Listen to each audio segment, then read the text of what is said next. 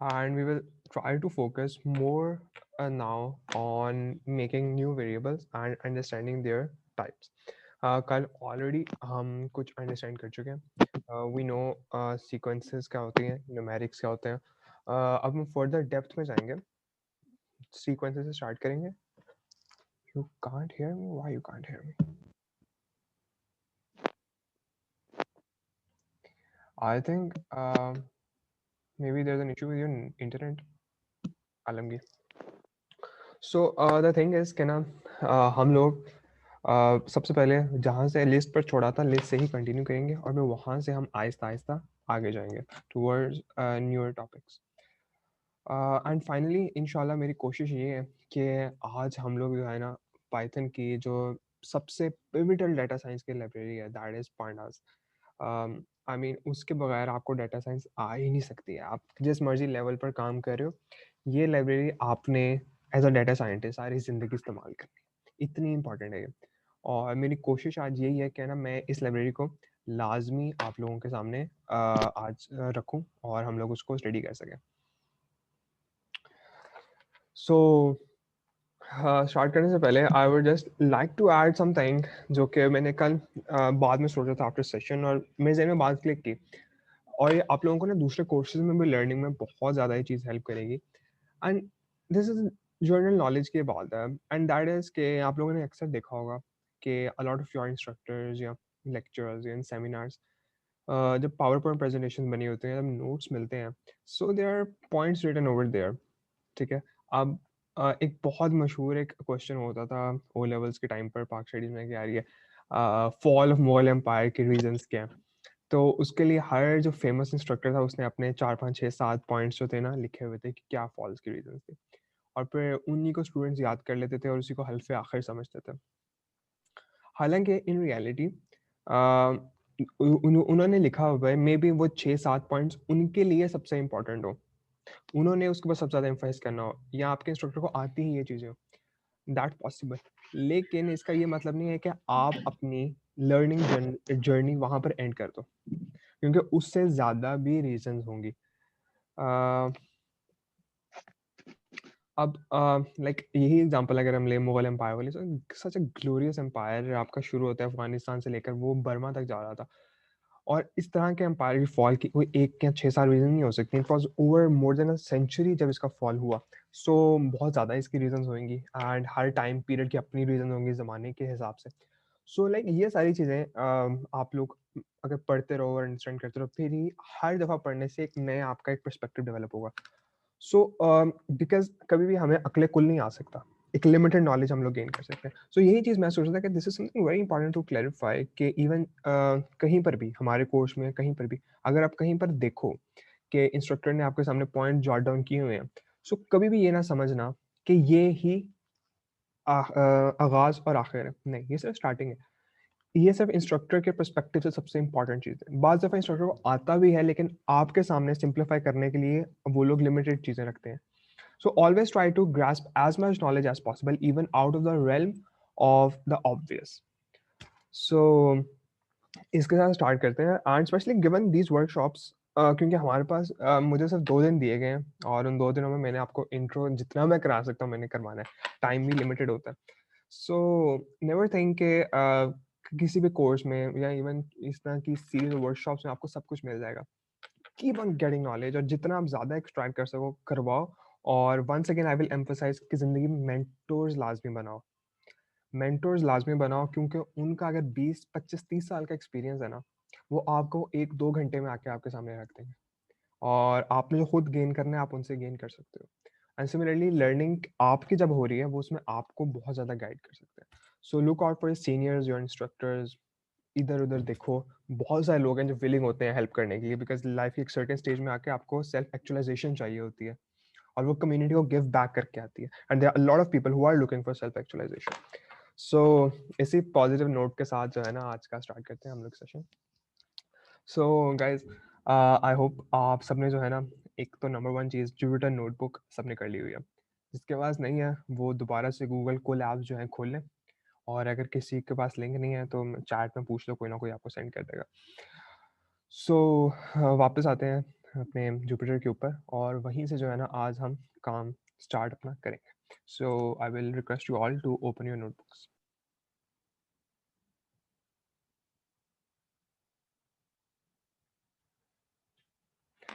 For that you simply have to go to the menu and type Jupyter, और आपके सामने Jupyter notebook खुल जाएगी.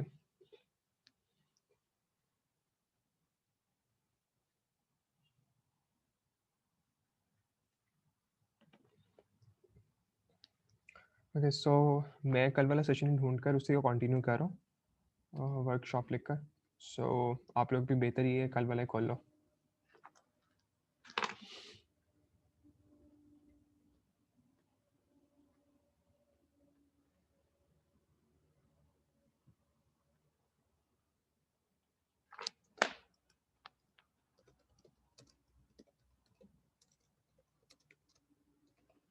अच्छा, जब जो हमने कल चीज़ें पढ़ी थी, इंडेक्सिंग और स्लाइसिंग, ये जो है ना ये थोड़े एक लॉन्ग रन ऑपरेशंस है. इनका कुछ एक दो दफ़ा ऑपरेशन वाला काम नहीं, ये एक कॉन्सेप्ट है, एक लॉजिक है पूरा, जो कि आगे बहुत जगह इस्तेमाल होता है.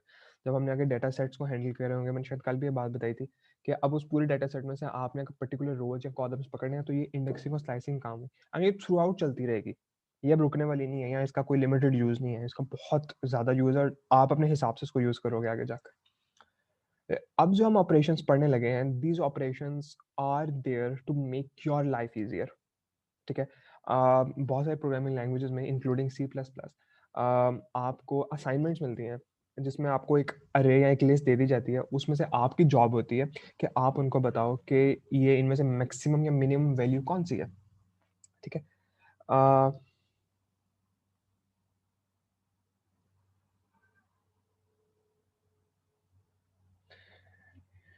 यार इसकी रिकॉर्डिंग हो रही है, डोंट वरी. सो हम अपनी जो अब ज़िंदगी को ना, और अपने बहुत सारे ऑपरेशंस को इन लिस्ट के ऑपरेशन से ना हम आसान बना सकते हैं. तो वो जो मैं सी प्लस प्लस एग्जाम्पल दे रहा था, उसमें असाइनमेंट्स ये होती हैं कि आपको अरे या एक बहुत सारी वैल्यूज दे दी जाती हैं. उनमें से आपने उनको बताना है कि इसमें से मैक्सिमम और मिनिमम वैल्यूज कौन सी हैं. ठीक है. तो ये काम हमें यहाँ करने की जरूरत नहीं पड़ती, और भी बहुत सारी चीज़ें जो कि आज हम ना उनको लर्न करना स्टार्ट करते हैं. आया तो ये जो अब मैं ऑपरेशंस आपको सिखाने लगा हूँ ना, इसको आपने पर्टिकुलरली इम्प्लीमेंट करना है. सबसे पहले तो न्यूमेरिक लिस्ट के ऊपर, यानी कि उनके अंदर स्ट्रिंग्स नहीं होनी चाहिए या कोई और टाइप नहीं होनी चाहिए, सिर्फ नंबर्स होने चाहिए. ठीक है. तो देखते हैं. सो मैं इसका नाम रख देता हूँ लिस्ट अंडरस्कोर नाम, न्यूमेरिक को रिप्रेजेंट कर रहा है, इज इक्वल टू, इसके अंदर आप जो मर्जी आप नंबर डालो, 5-6 अपनी मर्जी के नंबर्स डालो, 2 3 1 10 9 8 6. ठीक है. ये नंबर आ गए मेरे सामने. अब मैंने करना ये है, सबसे पहले आपका टास्क है कि इसमें से सबसे जो हाईएस्ट नंबर है, मैक्सिमम नंबर है, उसको हमने एक्सट्रैक्ट करवाना है.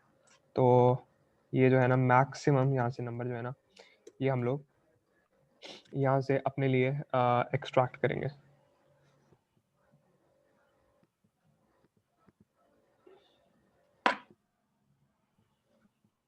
Okay.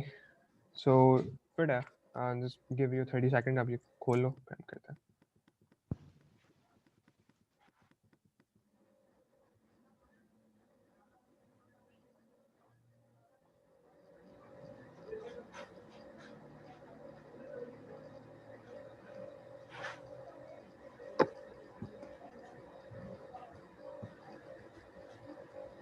Okay, so I hope हमने खोल लिया. अब इसको हम देखते हैं. अच्छा, मैक्सिमम यहाँ से फाइंड करने के लिए सिंपली एक पाइथन का बिल्ट इन फंक्शन है, उसको हम मैक्स बोलते हैं. मैक्स आप लगाओगे, और क्योंकि ये फंक्शन है, फंक्शन के साथ हमेशा ये दो ब्रैकेट्स आते हैं, ब्रैकेट के अंदर हम एक आर्ग्यूमेंट देते हैं. प्रिंट में भी हमने देखा, टाइप में देखा, लेंथ में देखा. अब ये एक और फंक्शन है जो कि हमें फिर एक्सट्रैक्ट करके देगा हाईएस्ट वैल्यू. उसमें नाम लिख दो आप अपनी लिस्ट का, दैट इज नाम लिस्ट अंडरस्कोर नाम. लेट्स सी क्या रिजल्ट आता है. ये 10 आ रहा है. ठीक है. सो 10 must be the highest value in your given list. इस तरह से आप इसको मिनिमम के लिए भी कर सकते हो. मेन अंडरस्कोर लिस्ट अंडरस्कोर नाम. सो ये अब आपको मिनिमम 3 चीज दे रहा है. अच्छा, कल किसी ने क्वेश्चन किया था, and it was very interesting कि यार हमने यहाँ पर लिखे तो 2 हुए हैं, लेकिन हमें कंसोल में आउटपुट में सिर्फ 1 नज़र क्यों आ रहा है? मैं उस पॉइंट को दोबारा रिपीट कर देता हूँ, क्योंकि आपने इसको प्रिंट नहीं करवाया हुआ। ये आपने यहाँ पे इसको सिर्फ आर्गुमेंट दिया है, ठीक है? अब ये जो है आपको सिर्फ इन सच केसेस आपको सिर्फ लास्ट वाली चीज़ आउटपुट में दिखाता है, और वो भी सिर्फ जुपिटर नोटबुक में होता है। आप पाइचार्म या कोई और यूज़ करो तो आपको वो भी नज़र नहीं आएगा। तो उसका तरीका ये है, अगर आप सारे देखना चाहते हो तो उसको आप प्रिंट करते जाओ अपने साथ साथ। अब ये सारी वाली चीज़ है, इसका अगर आप आउटपुट देखना चाह रहे हो तो इस सब को आप प्रिंट के अंदर डाल दो, ठीक है? आप उसको भी करके देख लेते हैं, प्रिंट, ये सारे को भी ब्रैकेट में ले आओ, उसको सेलेक्ट करके सिंपली प्रेस जो ओपनिंग ब्रैकेट वाला साइन, ब्रैकेट के अंदर आ गया, और इसको भी हम प्रिंट में ले आते हैं। ओके, ये देखो ये ब्रैकेट में आ गया, दोनों आ गए, ठीक है? अब हमारे सामने प्रिंट होकर। सो ये मिनिमम और मैक्सिमम कॉन्सेप्ट है। अब इसके बाद एक और बहुत इंटरेस्टिंग चीज़ हल्के से में कर लेते हैं, दैट इज सॉर्टिंग।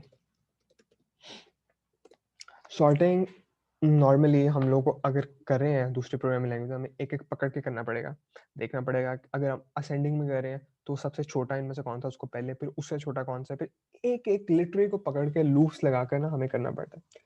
लेकिन इसमें हमें ना लूप्स की जरूरत है ना कंडीशंस की जरूरत है, सिर्फ with the help of one function काम हो जाएगा। So let's see. सो सबसे पहले आप अपनी नाम लिखो लिस्ट का। अब ये जो है ये आपके लिस्ट के अंदर का एक फंक्शन है। ये जो था ना प्रिंट, ये मैक्स, ये आपके पाइथन का फंक्शन था, इसलिए हमने इसको पहले लिखा।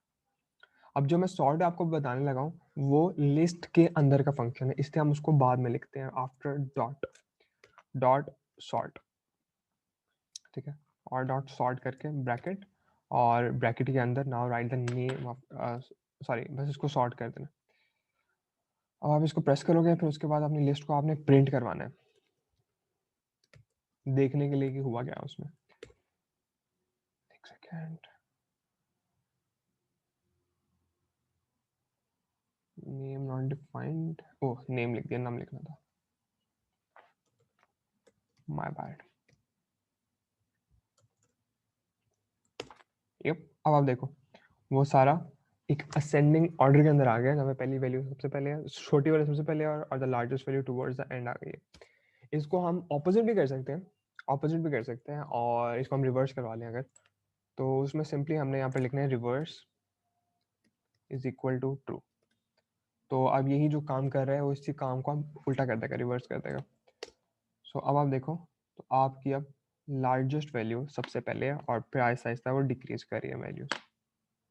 तो ये चीज़ तो खैर नई नहीं थी, लॉजिक सारे आपको पता थे, मैंने सिर्फ उसको सिंटेक्स की फॉर्म में आपके सामने रख दिया और बता दिया कि आप क्या कुछ कर सकते हो। सो इस पे आप थोड़ा सा खुद भी एक दफ़ा अपना हैंड क्लीन कर लो और इम्प्लीमेंट कर लो। फिर उसके बाद अब मैं जो चीज़ बताने लगा हूँ that is very new and different and interesting.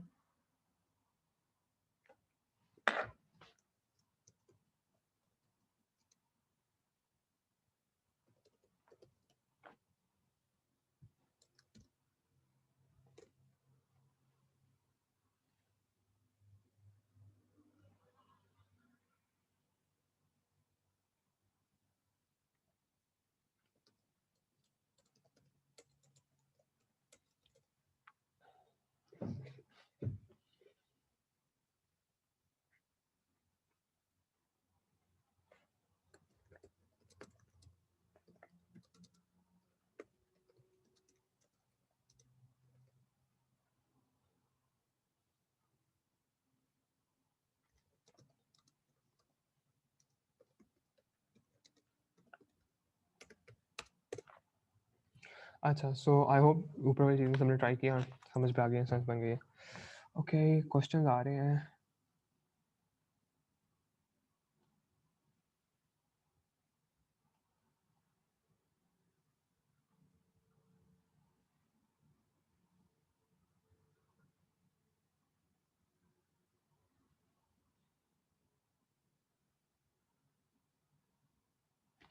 Maximum the output number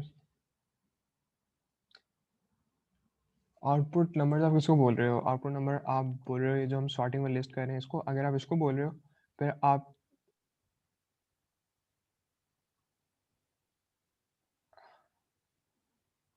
अगर आप इसको बोल रहे हो फिर सिंपली आप जो है ना इसी को मेन के अंदर पुट कर दो तो काम हो जाएगा।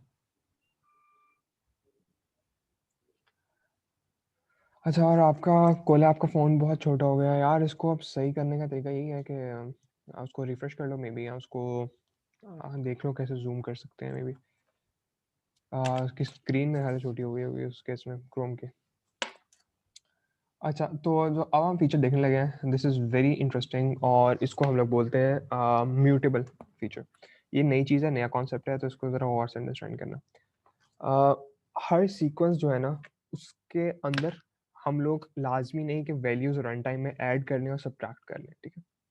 अब ये जो हमारी ऊपर पे लिस्ट थी, मैं अगर इसके अंदर एक नया अब एक एलिमेंट डालना चाहूँ दैट मे बी 7 में इसके अंदर ऐड करूँ अगर, तो मैं कर सकता हूँ, लेकिन हर पाइथन की सीक्वेंस में हम ये काम नहीं कर सकते। और ये फीचर कि हमें ऐसे ज़रूरत पड़ती है कि आप कोड लिख रहे हो या आप एक डेटा सेट बना रहे हो, डेटा सेट में यूज़र रियल टाइम में अपनी इनपुट देता जा रहा है आपको, ठीक है।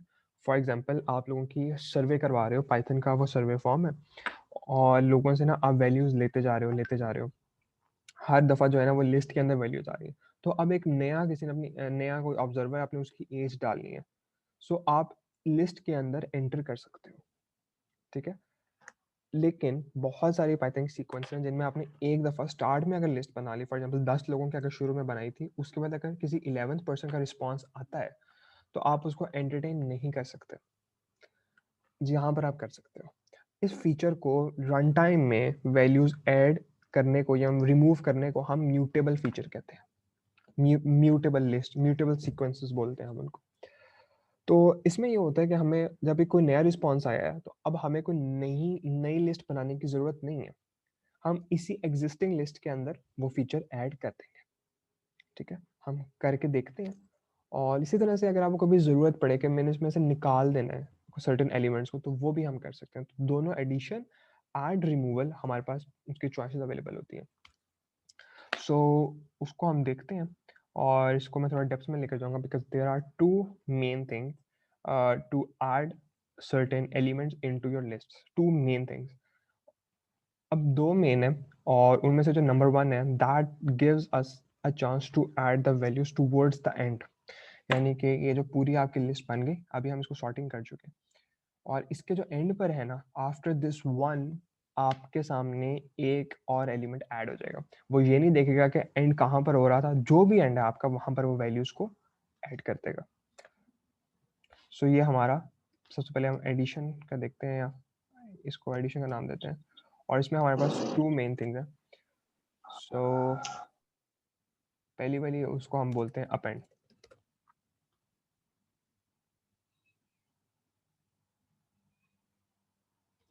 Okay, so if you join late तो आपको परेशान होने की जरूरत नहीं है, बिकॉज ऊपर वाली चीज़ें ये आप बाद में कवर कर लेना, उसमें कोई नया कॉन्सेप्ट लॉजिक नहीं था, सिर्फ सिंटेक्स नहीं थे। यहाँ पर जब हम कर रहे हैं ये है नया सारे लॉजिक है, तो आप यहीं से स्टार्ट करो तो बेहतर है, कोड अभी हम लिखने लगे। तो इसमें नंबर वन, अब जो हम काम करने लगे, हम लिस्ट के एंड पर एक नया एलिमेंट ऐड करवाने लगे हैं, ठीक है। अब वो ऐड करने के लिए हम ये अपेंड का जो बिल्ट इन एक फंक्शन होता है लिस्ट के साथ, हम उसको यूज करेंगे। सो हमारे पास ऑलरेडी एग्जिस्टिंग लिस्ट थी, लिस्ट अंडरस्कोर नम, इसके अंदर हम अपेंड करेंगे। तो इसके लिए वंस अगेन ये लिस्ट के अंदर का फंक्शन है, इसलिए हम डॉट के बाद लिखेंगे। So dot append, and you open this brackets, और इन ब्रैकेट्स के अंदर जो भी आप इसमें लिस्ट में ऐड कराना चाह रहे हो, just write it over here. So let's add 7 जो हमने पहले बात की थी, and after this let's try to print our list.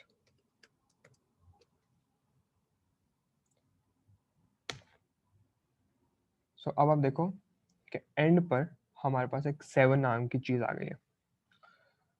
So अब आप इसको चेंज करके कुछ और ऐड करवा के भी देख सकते हो। लेट्स से 11 अगर मैं डालूं, तो 11 बी टूवर्ड्स द एंड यहाँ पर आ गया। सो ये था to add things towards the end. और अब हम दूसरा करेंगे इसमें, और फिर मैं आपको बताता हूँ कि ज़्यादा यूजफुल कौन सा है। Number two is if you want to insert. अब इंसर्ट में ना हमारे पास ये ऑप्शन आ जाती है कि आप अपनी मर्जी के इंडेक्स के ऊपर वैल्यूज को ऐड कर सकते हो, ठीक है। For example you want to add values at index number 1। ये हमने कल पढ़ा था कि जो इंडेक्स होते हैं वो 0 से स्टार्ट होते हैं। सो 10 आपका 0 पर है और ये 9 है ये 1 पर है। तो अब आप 1 के ऊपर एक नया एलिमेंट ऐड करना चाह रहे हो। तो इस केस में क्या होगा कि वो 9 के साथ रिप्लेस नहीं होगा, बल्कि ये जो 9 एवरीथिंग आफ्टर 9 है ना, ये एक एक स्टेप आगे चले जाएंगे। ठीक है, 9 1 पर था तो वो 2 पर चला जाएगा एंड सो ऑन बाकी सारे भी। और ये 1 खाली हो जाएगा, तो 1 की जगह पर वो एलिमेंट आ जाएगा जो अब हम अंदर डलवाने लगे हैं इससे। सो ट्राई करते हैं और इसके लिए एक नया सेल बना लेते हैं, वरना ऊपर वाला ना दोबारा ऐड होता रहेगा।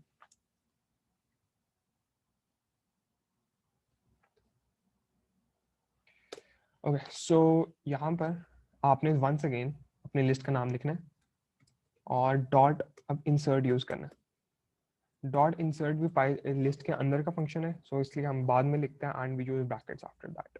तो इसमें दो आर्गुमेंट्स हैं बेसिकली जो हम देते हैं इसको। नंबर 1 इज आप किस इंडेक्स पर स्टोर कराना चाह रहे हो, तो वो हमने सोच लिया हुआ है, हम 1 के ऊपर कर रहे हैं, सो 1 के साथ ही चलेंगे। एंड सेकंड थिंग इज कि आप अब क्या डालना चाह रहे हो इसमें। सो लेट्स से हम 13 डालना चाह रहे हैं, सो अब यहाँ पर 9 की जगह 13 आएगा। सो लेट्स सी एंड सी के क्या बनता है, लिस्ट अंडरस्कोर नाम।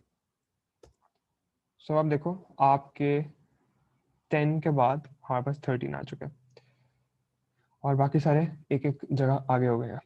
अच्छा, ये अब हमने दो तरीके पढ़ लिए और दो ही मेन है। अब मैं आपको ये बताता हूँ कि ज्यादा कौन सा आप यूज करोगे अपनी प्रैक्टिकल जर्नी में। अब यहाँ पर ये हो रहा है कि पहले में अपेंड है, लास्ट हम देख रहे हैं, हम ये नहीं देख रहे वो सॉर्टिंग उसकी कैसे हो रही थी। सॉरी। अब नॉर्मली जो मैंने आपको शुरू में एग्जांपल दी थी कि हमारे जो सर्वेज होते हैं हम उनको ले रहे होते हैं responses. So whenever even we are using Google forms, तो गूगल फॉर्म्स में भी क्या होता है, जो शीट है उसमें एंड पर हर नया आने वाला रिस्पॉन्स ऐड हो रहा होता है। तो वहां पर भी लॉजिक यही यूज हो रहा है अपेंड का। उसका सिंटेक्स डिफरेंट ऑब्वियसली होगा, लेकिन लॉजिक यही है कि आप एंड पे वैल्यूज ऐड करते हो। उसमें ये होता है कि ऑब्वियसली नई वैल्यूज आ रही हैं, हमें नहीं पता वैल्यू कौन सी है, किस तरह की है, so we don't need to place it at a certain index. उसमें वो लास्ट पॉइंट वाला रूल अप्लाई होता है कि जो भी नई वैल्यू है उसको आप लास्ट पॉइंट पर ऐड कर दो। और यही हम ज्यादा अपनी डाटा साइंस की जर्नी में भी इस्तेमाल करते हैं।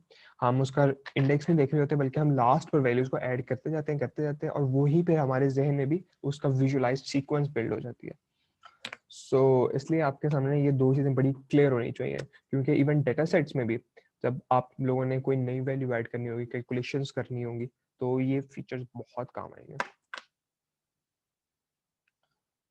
So I hope you are clear with both the steps of adding elements into your list.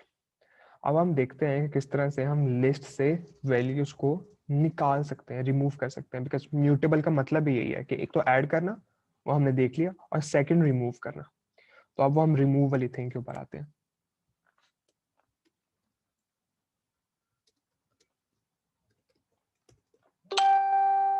Remove में भी हमारे पास इसी तरह से दो फीचर्स अवेलेबल हैं।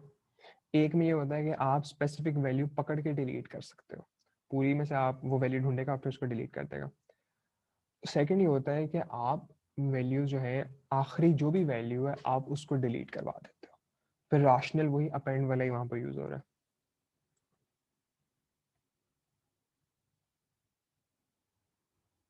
ओके, सो लिस्ट अंडरस्कोर नाम, फिर लेट्स से अब हमने रिमूव कराते हैं, इनमें से कोई एक पकड़ लो, 8 रिमूव कराते हैं यहाँ से। ठीक है, सो डॉट रिमूव आप लिखोगे और रिमूव के अंदर we will just write 8 over here. फिर वंस अगेन रिमूव जो है लिस्ट के अंदर का फंक्शन है, इसलिए हम इसको डॉट के बाद लिख रहे हैं। So let's try to print list after this, print list underscore नाम। सो ये देखो अब यहाँ पर ऊपर 9 के बाद 8 था, अब 9 के बाद 6 आ रहा है, तो सिंपली रिमूव हो गया। This is the number 1 thing of removal.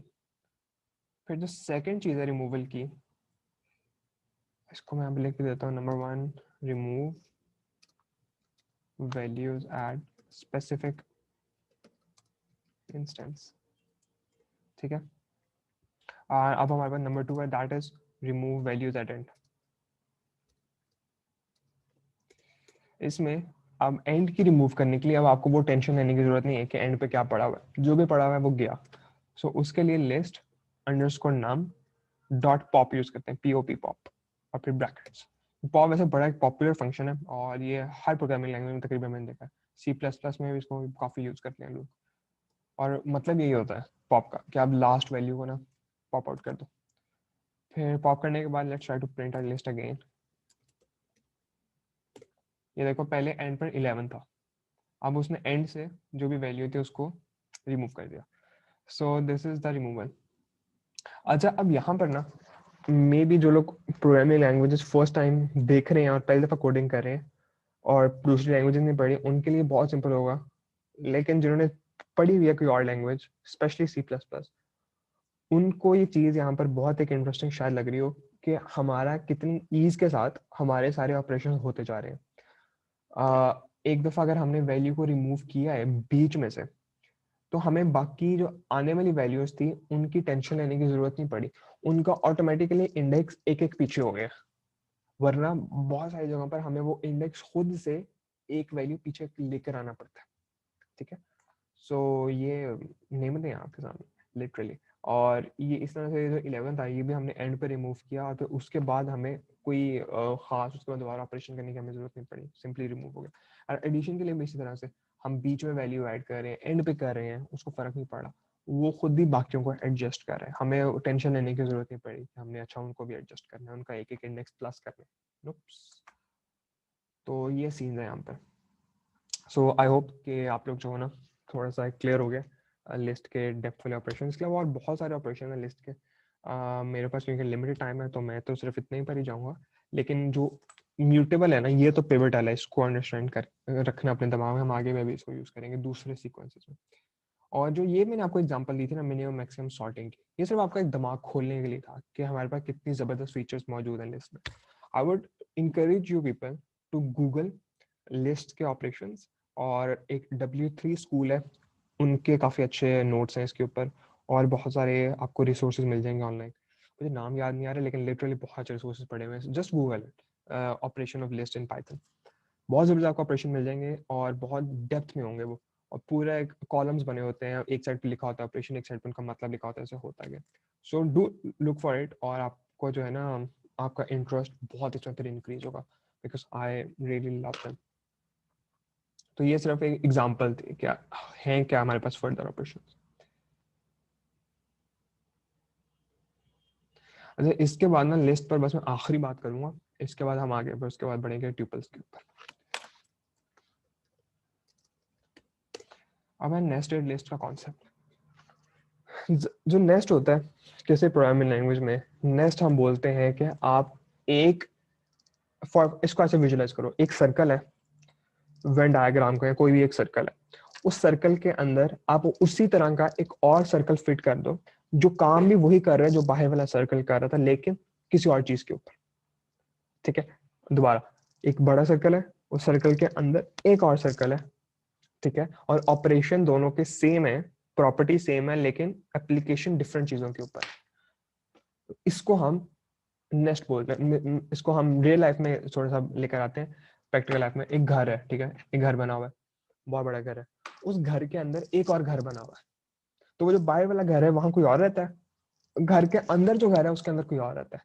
तो देखो दोनों घर है, ऑपरेशन सेम है कि आपने शेल्टर देना है, लेकिन अप्लाई वो दो डिफरेंट लोगों के ऊपर हो रहा है, एक में एबीसी रहता है, एक में XYZ रहता है।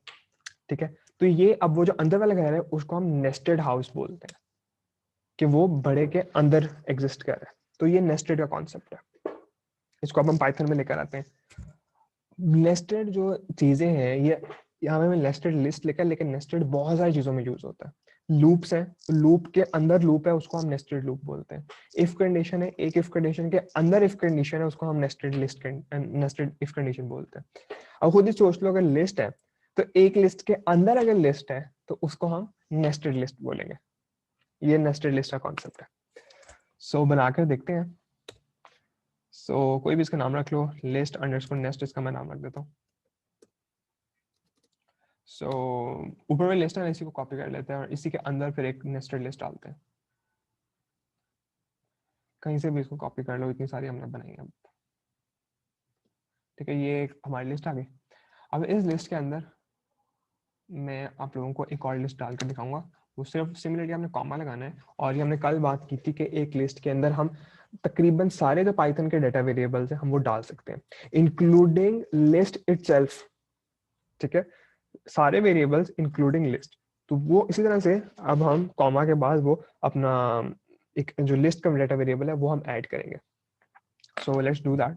तो आप यहाँ पर ब्रैकेट्स लगाओगे और ब्रैकेट्स के अंदर you will write the now the name of your और एलिमेंट्स। लेट्स से उसमें हमारे पास है कुछ भी कर दो, 10 11 12 14।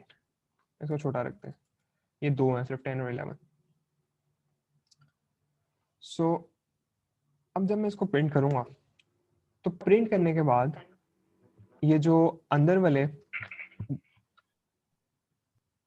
दो हमारे पास एलिमेंट्स हैं जो कि एक लिस्ट के अंदर है, ये सिर्फ एक, वो जो ट्रेन का कैबिन था उसके सिर्फ एक कैबिन के तौर के ऊपर ट्रीट हो रहे हैं, क्योंकि कॉमा के बाद ये जो बाहर अपनी लिस्ट का कॉमा था, इसके बाद जो भी आ रहा है ये वाला पार्ट, ये एक कैबिन ट्रीट होता है। उस कैबिन के अंदर जो मर्जी पड़ा हुआ हो वो एक कैबिन की तरह ट्रीट होता है। इस तरह से जो पिछला कॉमा था इसके बाद भी ये एक कैबिन था, ये कॉमा था इसके बाद ये पूरा एक कैबिन है, और इसके अंदर एक अलग से लिस्ट बनी हुई है और उस लिस्ट के अंदर दो एलिमेंट्स हैं।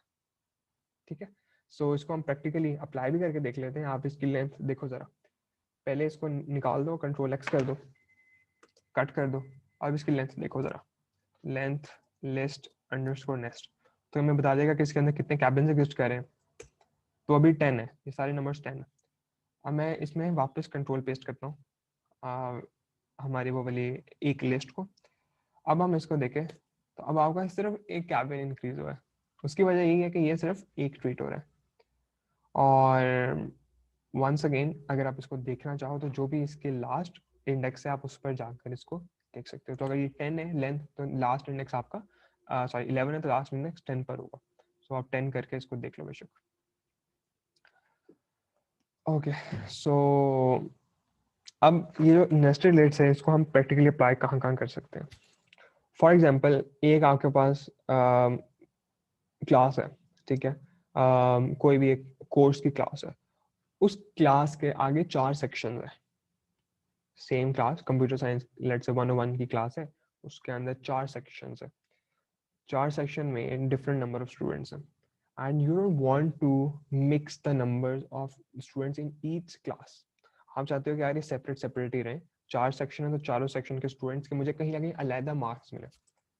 तो अब आप क्या कर सकते हो यहाँ पर, जितना अभी तक हमने नॉलेज गेन की है, आप एक बड़ी लिस्ट बना लो, ठीक है, उस लार्जर लिस्ट के अंदर आप 4 और छोटी लिस्ट बना लो, और चारों लिस्ट के अंदर वो 4 क्लासेस के बच्चों के आप मार्क्स डालते जाओ आप। ठीक है, अब यहाँ पर आपके जहन में शायद ये आ रहा हो कि हम एक दफ़ा हमने लिस्ट बना ली है अंदर वाली, तो अब ये जो अंदर वाली लिस्ट है मैं इसके अंदर कैसे हम नए स्टूडेंट के मार्क्स एंटर करूँ, क्योंकि ये तो हम एक दफ़ा डाल चुके हैं। तो वो उसके लिए मैं आपको बड़े मजे की चीज़ बताता हूँ, जो हमने इंडेक्सिंग पढ़ी थी वो यहाँ पर परफेक्टली यूज हो सकती है, क्योंकि इंडेक्सिंग से हम इसका जो है ना पूरे का पूरा लिस्ट पकड़ सकते हैं, और पकड़ के अब आप उसके पास सारे ऑपरेशंस लगा लो हैं, indexing, slicing, max, main, sorting, ये जो हमने म्यूटेबल वाले फीचर पढ़े ये सब आप उसके ऊपर आप लगा सकते हैं। कैसे आए देखते हैं।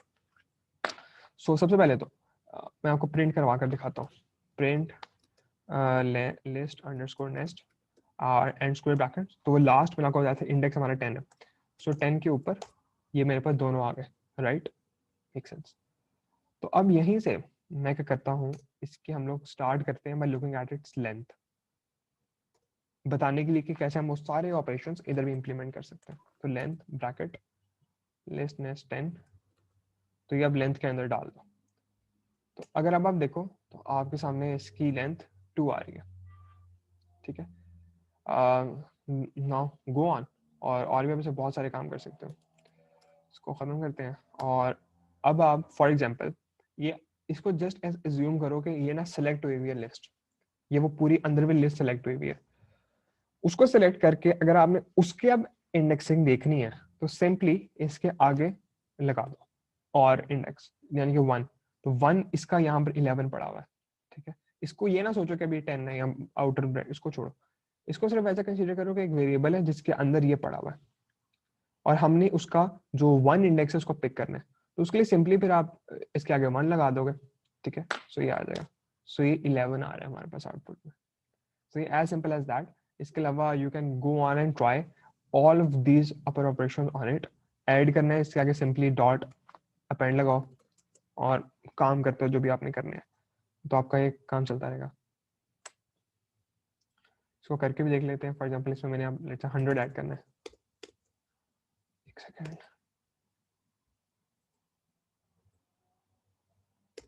प्रिंट करवाते हैं इसको।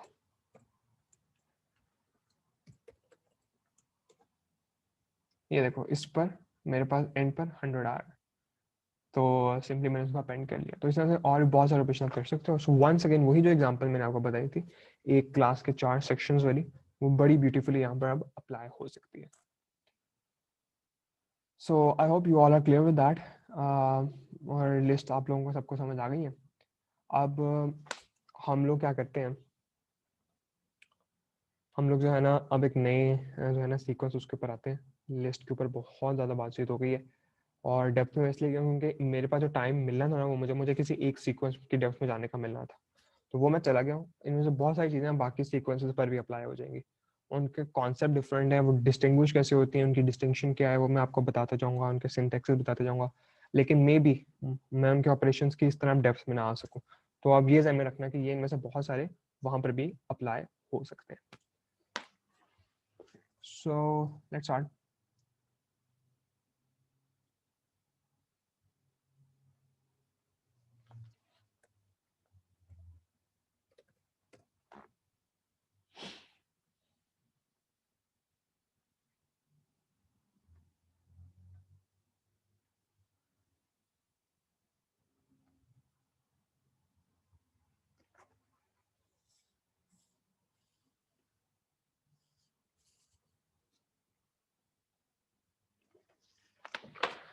अच्छा, तो जो सेकंड हमारे पास इंपॉर्टेंट है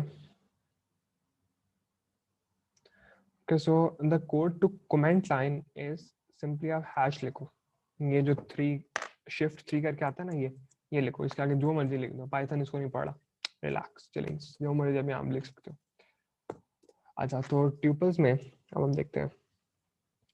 ट्यूपल जो है यहाँ पर इसका सबसे पहले तो उसको डिफाइन करने का तरीका क्या होता है।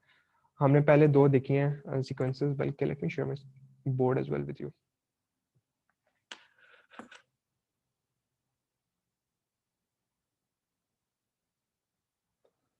सो आई होप आप सबको मेरा बोर्ड नजर आ रहा है। एंड यहाँ पर हमारे वेरिएबल्स में हमने स्टार्ट किया, और वेरिएबल्स में we read about 2 main type of data type. Number 1 was numeric, और न्यूमेरिक में आपको पता है फिर जो हमने 3 मेन टाइप पढ़ी। फिर उसके बाद हमने सीक्वेंसेस पढ़े हैं। सीक्वेंसेस में नंबर 1 जो हमने पढ़ी उसका नाम था स्ट्रिंग। नंबर 2 जो हमने पढ़ी उसका नाम था लिस्ट्स। अब जो हम नंबर 3 पढ़ने लगे इसका नाम है ट्यूपल्स। अब ये जो स्ट्रिंग है, इसकी जो बेसिकली हर एक सीक्वेंस है ना, इनके और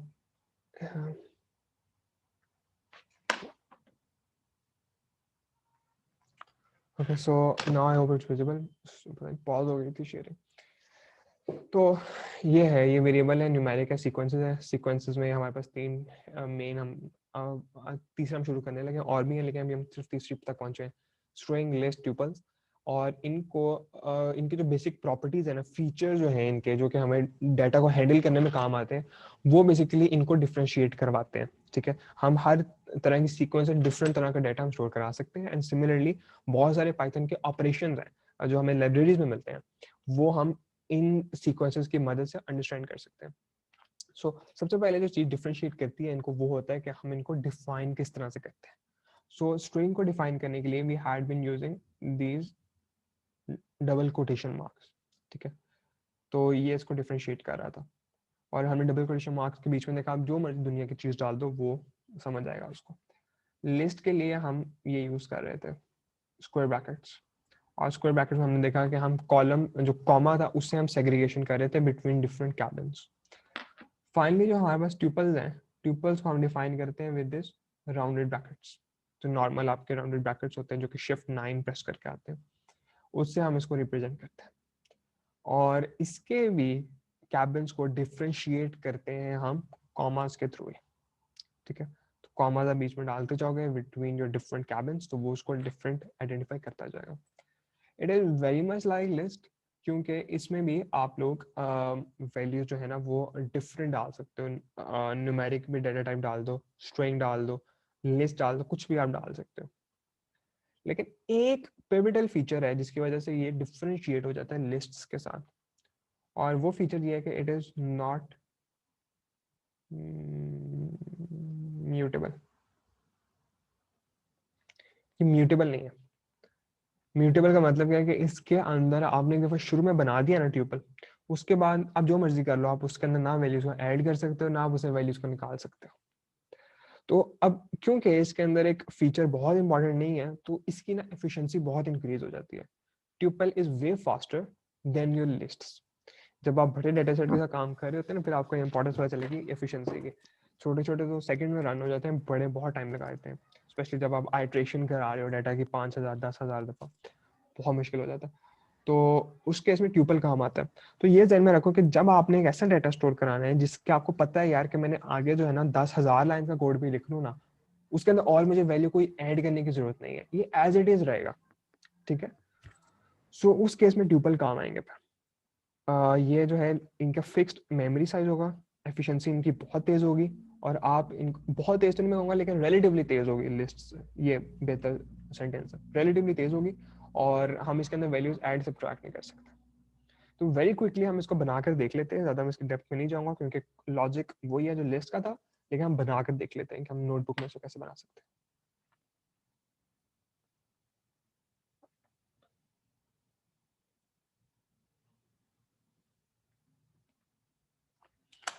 यहाँ पर अपने इस ट्यूपल के अंदर लेट्स मेक अ ट्यूपल, सो इसका नाम ट्यूपल रख देते हैं, ट्यूपल अंडरस्कोर टेस्ट, ठीक है, ताकि पता चले कि ट्यूपल ही अंदर। और इसके अंदर स्टार्ट करने के लिए आप ब्रैकेट्स डालोगे, राउंडेड ब्रैकेट्स, ठीक है। और इन ब्रैकेट्स के अंदर just right whatever you want, just like list. So let's say हम यहाँ पर पहले हेलो लिखते हैं, उसके बाद यहाँ पर आप लिख दो 34 लिख दो, 45 लिख दो, 123 लिख दो, 5.6 लिख दो। देखो ये डिफरेंट जो है ना, मैंने हम डेटा टाइप्स अंदर डाल दिए। आप बेशक एक दो लिस्ट डाल के भी इसको प्रैक्टिस कर सकते हो। फिर अब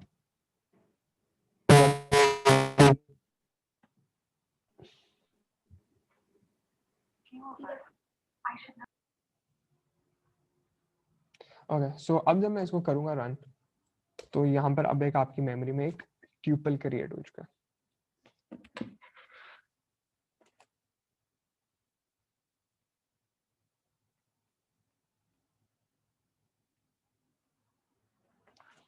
ओके फिर सो आई होप सबने ट्यूपल बना लिया। अब इस ट्यूपल के अंदर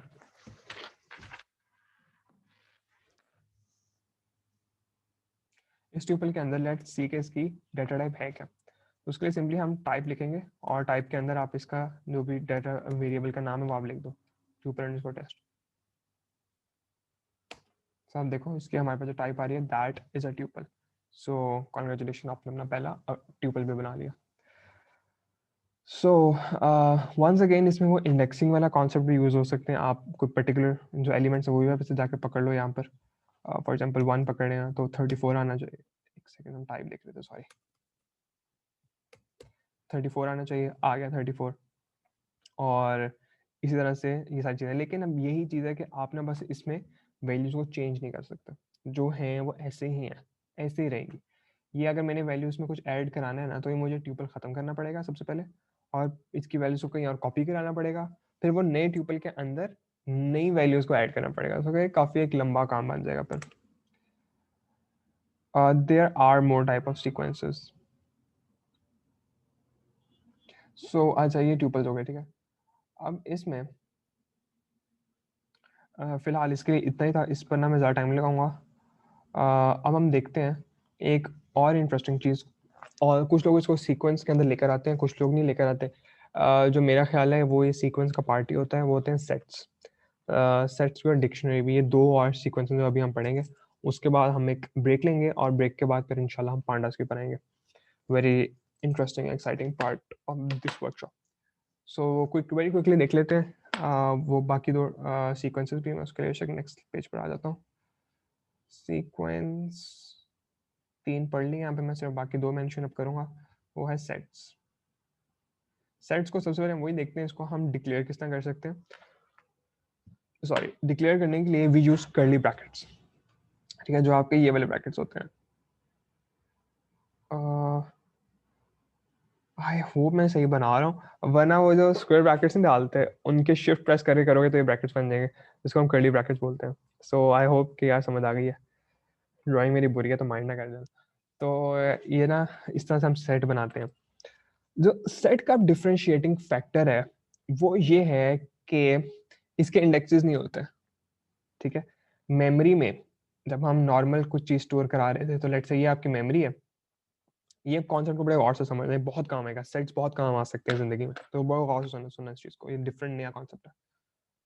तो मेमोरी में ये आपकी डिफरेंट लेट्स से स्पेसेस बनी हुई है. ठीक है, और लेट्स से हमने एक लिस्ट बनाई है. उस लिस्ट के ये एलिमेंट थे 10, 11, ABC, 3 और 100, -100 लेट्स से. ठीक है, ये आपके 5 एलिमेंट्स थे एक लिस्ट के. इस लिस्ट के लिए आपने इसको इंडेक्सिंग दी, तो यानी कि हर मेमोरी में जो पहला जो डब्बा है, कैबिन है, उसको हमने 0 कह दिया, फिर 1, फिर 2, 3 और 4. ठीक है, तो इसके 4 इंडेक्सेस एग्जिस्ट कर रहे थे. अब सेट्स में ये आपके इंडेक्सेस होते ही नहीं है.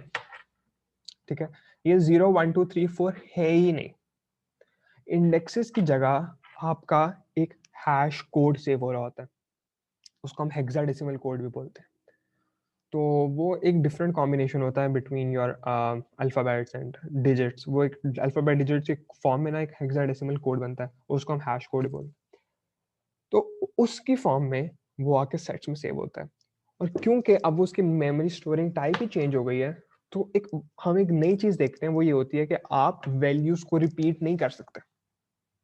क्योंकि अगर आप रिपीट करोगे तो वो सेम हेक्साडेसिमल कोड के ऊपर जाकर सेव हो जाएगी. ये इंडेक्सेस टोटली डिफरेंट है. इसको इंडेक्सेस का ऑल्टरनेट या पैरेलल ना समझना, उससे टोटली डिफरेंट है. मैं अभी बनाकर दिखाता हूँ.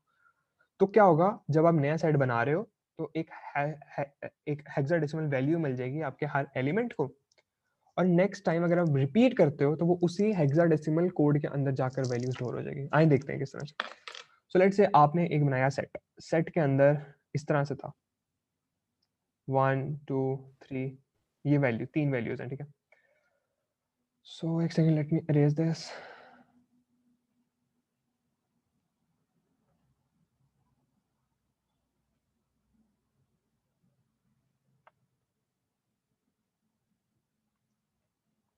अच्छा, तो अब हम ना इन तीनों को स्टोर करते हैं.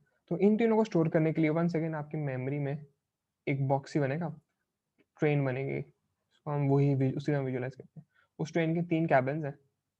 पहले में 1 स्टोर हुआ है, दूसरे में 2 है, तीसरे में 3 है. ठीक है, ये 3 स्टोर हुए हैं.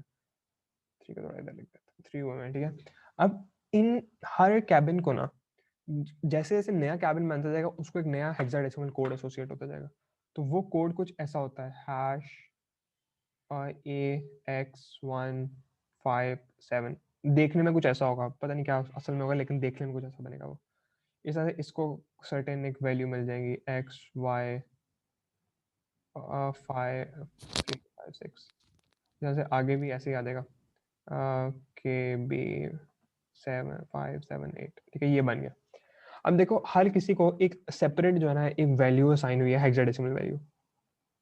और मेमोरी में ना वो अब इसको एज अ 3 नहीं पढ़ रहा, नहीं, वो उसको रिकॉल कर रहा है इस हेक्साडेसिमल के हिसाब से.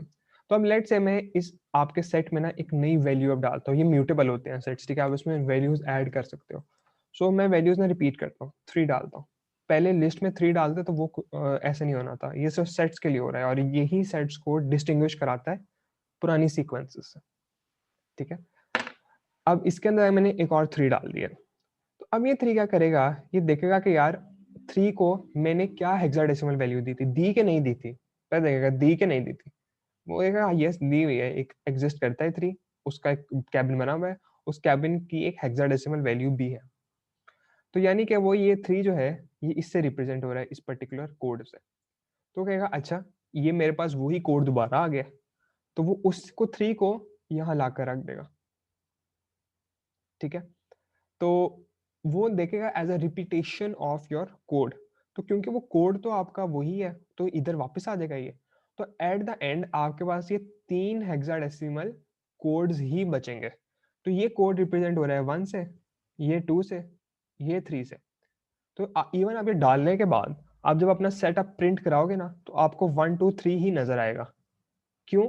क्योंकि असल में हेक्साडेसिमल कोड तो सिर्फ 3 ही थे ना, ये तो नहीं चौथा ऐड हुआ, तो इसलिए उसने सिर्फ आपको 3 ही दिखाए। लेकिन लेट्स से यहाँ पे अगर मैं 4 ऐड करता हूँ तो 4 का पहले से एक हेक्साडेसिमल कोड एग्जिस्ट नहीं करता, इसलिए 4 यहाँ पर एक नया बन जाएगा कैबिन, और 4 को एक कोड भी अब एक नया मिलेगा, तो H X1 2 3, ठीक है। तो अब जब आप इसको प्रिंट करोगे तो आपको 4 नजर आएगा, क्योंकि अब इसके पास एक नया हेक्साडेसिमल कोड आ चुका है, 4 हो गए हैं इसके पास कोड्स।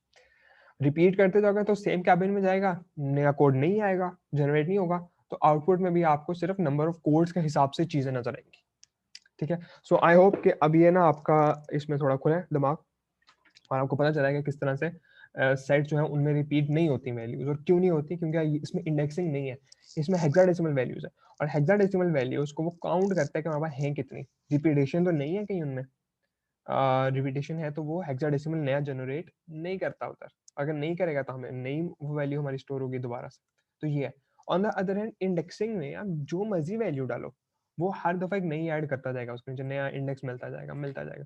और जब हमने स्ट्रिंग बनाई थी तो उसमें बहुत सारी चीजें रिपीट हो रही थी, हमारी स्पेसेस रिपीट हो रही थी, तो हर स्पेस के लिए वो एक नया कैबिन में ऐड करता जा रहा था। अब ये जो सेट्स है ये बहुत जगहों पर ये इस्तेमाल होते हैं सेट्स। फॉर एग्जाम्पल आपने लोगों के मार्क्स स्टोर करवाने हैं और आप ये नहीं चाहते कि यार एक स्टूडेंट का नाम बार बार आता जाए, अगर एक दफा पहले मार्क डालिए था एक स्टूडेंट का तो वो दोबारा हम ना लिखें, वो आप सेट्स में हम उसको कर सकते हैं, एक दफा कर लिया तो दोबारा नाम एंटर करें उसी स्टूडेंट का mark. This is very important.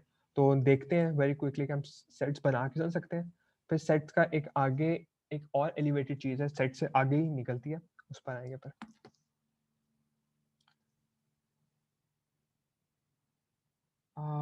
Okay, there were some question, उनको मैं एक दफा देख लूँ।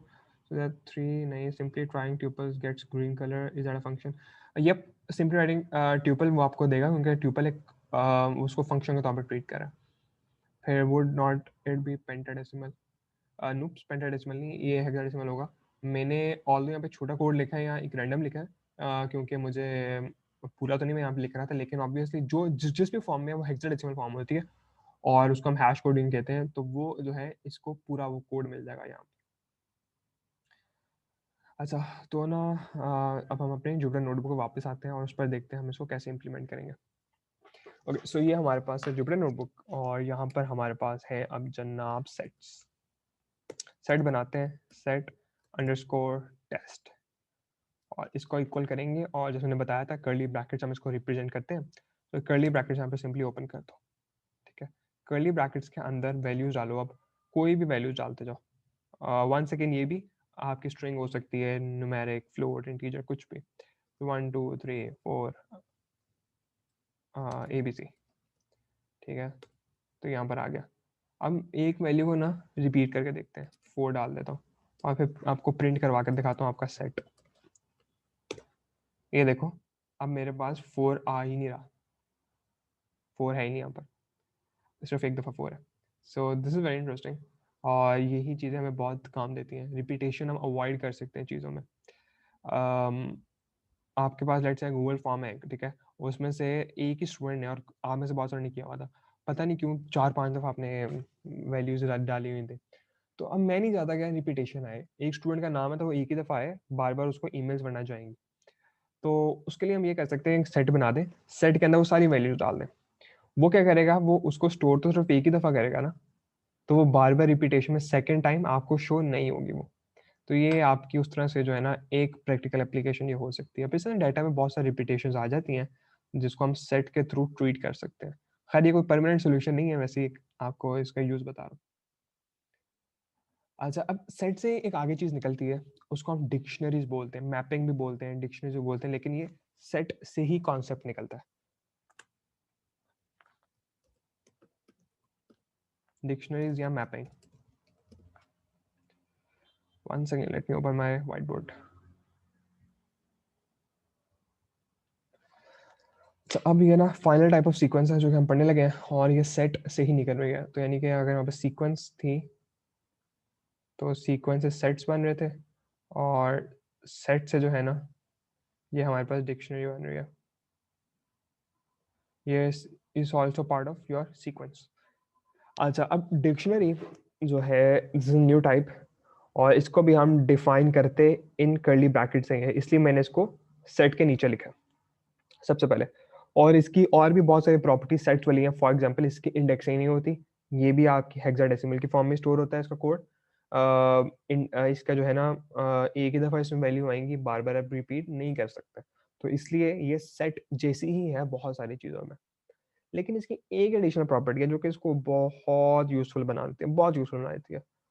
और वो ये है कि हम इसके अंदर वैल्यूज, एक कैबिन के अंदर हम दो वैल्यूज डालते हैं। यानी कि एक कैबिन बना था ना, अभी तक तो हमने एक कैबिन में एक ही वैल्यू डाली थी, और वो लेट से एक्स वाई जी डाल रहे हैं, एक ही वैल्यू है। अब हमें इसमें ऑप्शन ये मिलती है कि हम एक कैबिन में दो वैल्यूज डाल देते हैं। एक को हम की बोलते हैं और दूसरे को हम उसकी वैल्यू बोलते हैं। यानी कि हर एक जो चीज है उसके साथ सर्टेन की हम एसोसिएट कर देंगे। एग्जाम्पल इसकी यही है, आपका जो यूनिवर्सिटी का रोल नंबर होता है, आपका एक नाम है पूरा, ठीक है, वो वैल्यू है, लेकिन उस नाम के लिए एक की एसोसिएटेड है, वो आपका रोल नंबर है। अब फॉर एग्जांपल जो नुमान अहमद नाम है, बहुत सारे लोगों का मेरी यूनिवर्सिटी में नाम नुमान होगा, नुमान अहमद भी है। लेकिन जो मुझे रोल नंबर मिला हुआ है वो सिर्फ मुझे मिला हुआ है, वो सिर्फ मेरा है। किसी और नुमान को रोल नंबर होगा तो वो उसका डिफरेंट होगा, ठीक है।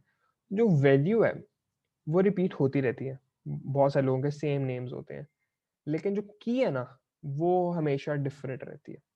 इसकी एग्जांपल आपका जो आईडी कार्ड नंबर है वो हो सकता है। आईडी कार्ड नंबर हम सबका डिफरेंट है, नाम ऑब्वियसली आपके नाम वाले और भी होंगे पाकिस्तान में लोग। तो अब ये जो की है, दिस इज ऑलवेज यूनिक।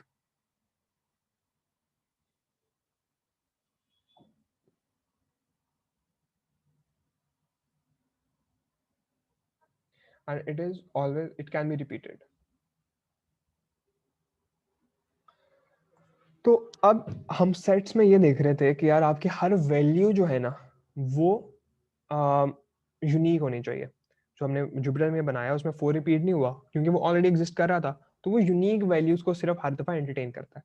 इस तरह से कीज में ना वही यूनिक वाला एलिमेंट आ गया, तो अब ये यूनिक रहेगा। लेकिन ये वाला जो वैल्यू वाला पार्ट है इसको आप ओवर द टाइम रिपीट कर सकते हो, ठीक है।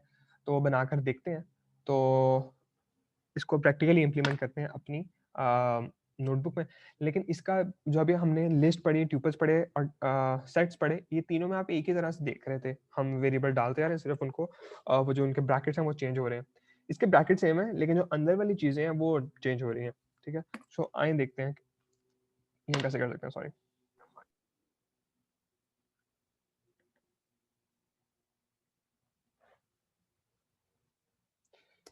सो इसके लिए हम बनाते हैं मैप अंडरस्कोर टेस्ट के नाम से, और वंस अगेन आप इसको डिफाइन कर्ली ब्रैकेट्स ही करोगे, लेकिन कर्ली ब्रैकेट्स के अंदर एक चीज डिफरेंट हो रही है, एंड दैट इसके पहले हमने की लिखनी है, फिर आपने वैल्यू लिखनी है। तो की लेट से आपका रोल नंबर 211, लेट से ये आपका रोल नंबर है। फिर उसके बाद आप कॉलन डालते हो, ये कॉलन, और इसके बाद वैल्यू। तो लेट से मेरा नाम नुमान है तो नुमान आ गया। तो अब ये एक कैबिन बना है, इस कैबिन के अंदर ये वही, आप उसको सीधा विजुअलाइज करो, ये की है और ये की वैल्यू है, और की और वैल्यू सेग्रीगेट हो रहे हैं विद दिस कॉलन। अगर आपने अब नया कैबिन ऐड करना है तो उसके लिए आप कॉमा ऐड करो, और लेट्स से 222 है तो कॉलन, फिर दूसरे बंदे का नाम है अहमद। तो ये जो है हमारे सामने दो कैबिन्स बन गए हैं। हर कैबिन के अंदर आप देख रहे हो कि हमारे पास एक डिस्टिंग्विश्ड किस्म की चीज़ है। यहाँ पर मैं आपको अभी एक और चीज़ दिखाता हूँ कि लेट्स से एक और नुमान है, उसको ये रोल नंबर मिला हुआ है, तो वो हम नुमान उसका नाम रख सकते हैं, लेकिन ये हम की रिपीट नहीं कर सकते, ये होगी ही नहीं रिपीट। जैसे सेट में हुआ था वो उसको करेगा ही नहीं ट्वीट, वो सेम आपके हैश कोड में जाके सेव हो जाएगी, ये इशू है। सो अब इसको प्रिंट करके देख लेते हैं, प्रिंट मैप अंडरस्कोर टेस्ट। सो अब आप देखो मेरे पास एज इट इज पूरी लिस्ट आ गई है और ये नुमान रिपीट हो रहा है यहाँ पर। सो सब जो है ना एक एक देखो ये लिस्ट बना के,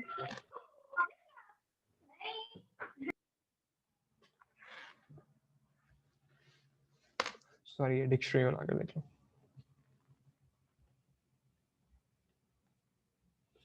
इससे ना एक पंगा लेकर देखते हैं कि ना की अब रिपीट कर दो कोई, लेट्स से पहली वाली 2 1 1 इसको रिपीट कर देते हैं और इसको हम किसी न्यू पर्सन को असाइन कर देते हैं, लेट्स से मोहसिन। ठीक है, सो ये मैं नहीं डाल रहा हूँ। तो ये देखो वो ट्वीट हुई नहीं, अब वो आया ही नहीं, बल्कि उसने क्या किया, उसने जो आखिरी वाले को ना उसने ट्वीट किया, पहले वाले को उसने रिमूव कर दिया। तो यानी कि वो जो लेटेस्ट वैल्यू है उसको वो एंटरटेन करके ले आए आपके सामने। सो पहली वाली डिलीट हो गया। तो इस तरह से आपके डाटा में से बहुत ज़्यादा एरर आ सकते हैं, या अगर आप उसको इंटेंशनली आप नहीं कर रहे तो, वरना वो हमेशा लास्ट को ही लेगा।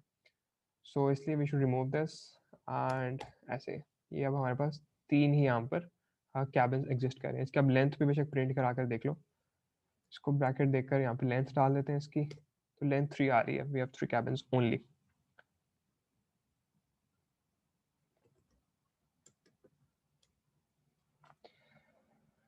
अच्छा तो गाइज अगर यहाँ तक किसी को कोई कंफ्यूजन है तो please feel free to ask, क्योंकि अब हम एक छोटी सी ब्रेक लेने लगे हैं और ब्रेक चलेगी 5:20 तक, जो नमाज ब्रेक भी है, आप लोग नमाज भी पढ़ लो। और इसके अलावा किसी का कोई क्वेश्चन है जो अभी तक हमने पढ़ा है इससे रिलेटेड, आज या कल, हाँ जो भी पढ़ा है आप उससे पूछ लो, कोई मसला नहीं। मैं एक क्विक रिवीजन दे देता हूँ कि हमने किया कि आज, बिकॉज आज हमने काफ़ी अच्छा कंटेंट हम कवर कर चुके हैं। We started after indexing and slicing. हमने पहले देखा कि इसके ऑपरेशन होते हैं लिस्ट के बेसिक, कुछ वेरी इंटरेस्टिंग जो कि हमारी ज़िंदगी आसान कर देते हैं। मैक्सिमम मिनिमम सॉर्टिंग, सॉर्टिंग में भी 2 होती हैं, एक असेंडिंग और डिसेंडिंग ऑर्डर के लेता रहता। मैंने इस पर ये कहा है कि अगर आपको और देखनी है ऑपरेशंस क्या होते हैं, सो प्लीज़ गूगल और पाइथन लिस्ट ऑपरेशंस, तो आपको पूरी एक बड़ी अच्छी लिस्ट मिल जाएगी। W3 स्कूल है मेरा ख्याल है, आई एम 80% श्योर कि उनके जो है ना वेबसाइट के ऊपर इसका पूरी एक टेबल बना हुआ है। लेफ्ट हैंड साइड पर उन्होंने बताया हुआ है कौन कौन से ऑपरेशन है, राइट हैंड साइड पर उन्होंने एक्सप्लेन किया हुआ है कैसे होता क्या है, एग्जाम्पल भी शायद दी हुई है। डू विजिट दैट, बड़ी अच्छी वो साइट है। तो ये आप यहाँ से देख सकते हो। इसके बाद हमने देखा कि म्यूटेबल फीचर क्या होता है, और लिस्ट्स के अंदर हमारे पास म्यूटेबल फीचर होता है। हमारे पास अब खुद से रिकॉल करो, ये म्यूटेबल फीचर किस किस के अंदर है, लिस्ट के अंदर है, सेट्स के अंदर है और डिक्शनरी के अंदर है। जो हमने पढ़ी है उनमें सिर्फ ट्यूपल के अंदर नहीं है, और इसीलिए ट्यूपल डिफरेंट है बाकी सबसे। ठीक है, हर किसी के डिफरेंशिएशन फैक्टर्स है, उस पर मैं आता हूँ।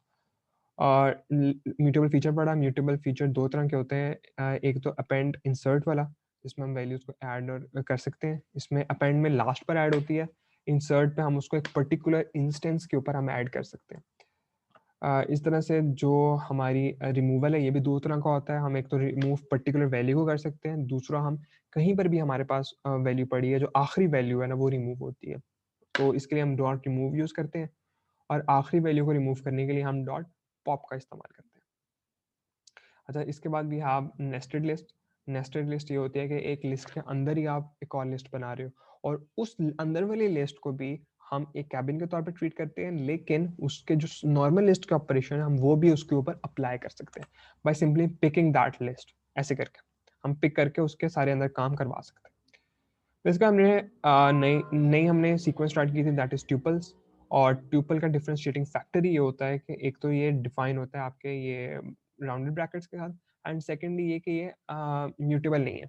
एक दफ़ा बना दिए ऐसे ही रहेगा, ये चेंज नहीं हो सकती। इसकी वैल्यूज चेंज करनी है तो आपको दोबारा से कोड रीरन करना पड़ेगा, इसके अंदर और वैल्यूज डालनी पड़ेंगी, फिर होगा। और कोड के बीच में आप इसके अंदर कुछ नया ऐड नहीं करवा सकते। अब चाहे से हमारे पास सेट्स हैं, सेट का डिफरेंशिएटिंग फैक्टर ये होता है कि इसके अंदर सिर्फ यूनिक वैल्यूज होती हैं, वैल्यूज रिपीट नहीं हो सकती। रिपीट कर रहे हो तो वो नहीं उसको एंटरटेन करेगा, सिर्फ यूनिकनेस को वो ट्रीट करेगा। और इसको डिफाइन करने के लिए हम कर्ली ब्रैकेट्स का इस्तेमाल करते हैं। और फिर सेट की ही आगे एक और टाइप है, उसको हम डिक्शनरी बोलते हैं। और डिक्शनरी में हमारे पास डिफरेंशिएटिंग फैक्टर ये है कि अभी तक हमने जितनी सीक्वेंसेस पढ़ी उनके अंदर एक कैबिन के अंदर हम एक वैल्यू को ऐड कर सकते हैं, या एक तरह की वैल्यू को ऐड कर सकते हैं। इसके अंदर हम 2 तरह की वैल्यूज को ऐड कर सकते हैं, एक हम की बनाते हैं और दूसरी हम उसको वैल्यू दे देते हैं। तो इस तरह से हम इसको लेकर चलते हैं। पहले हमेशा की आती है, फिर उसके बाद वैल्यू आती है। मैं यहाँ पे लिख भी देता हूँ, ये की है और की के बाद ये आपकी वैल्यू आती है। ये इस तरह से चल रहा है और हमेशा की यूनिक होनी चाहिए। वैल्यू आप रिपीट कर सकते हो जितनी मर्जी दफ़ा आप चाहो, लेकिन की आप रिपीट नहीं कर सकते।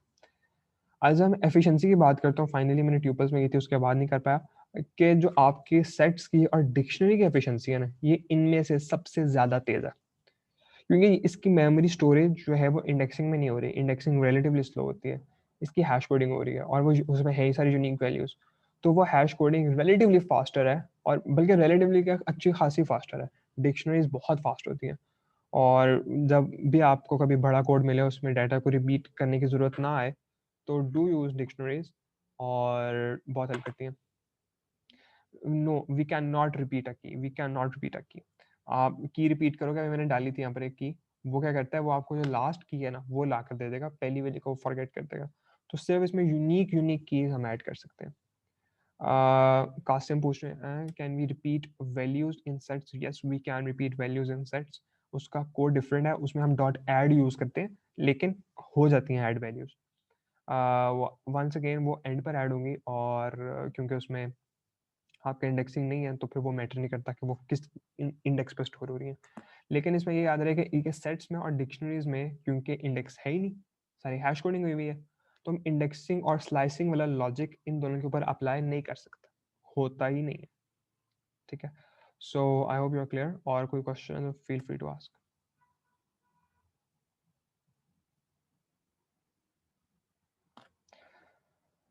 हेलो गाइस, यहाँ पर फिर ब्रेक ले लेते हैं एक छोटी सी, फिर ब्रेक के बाद इंशाल्लाह मिलते हैं। We will reconvene within 5 to 6 minute इंशाल्लाह। Okay, so welcome back everyone.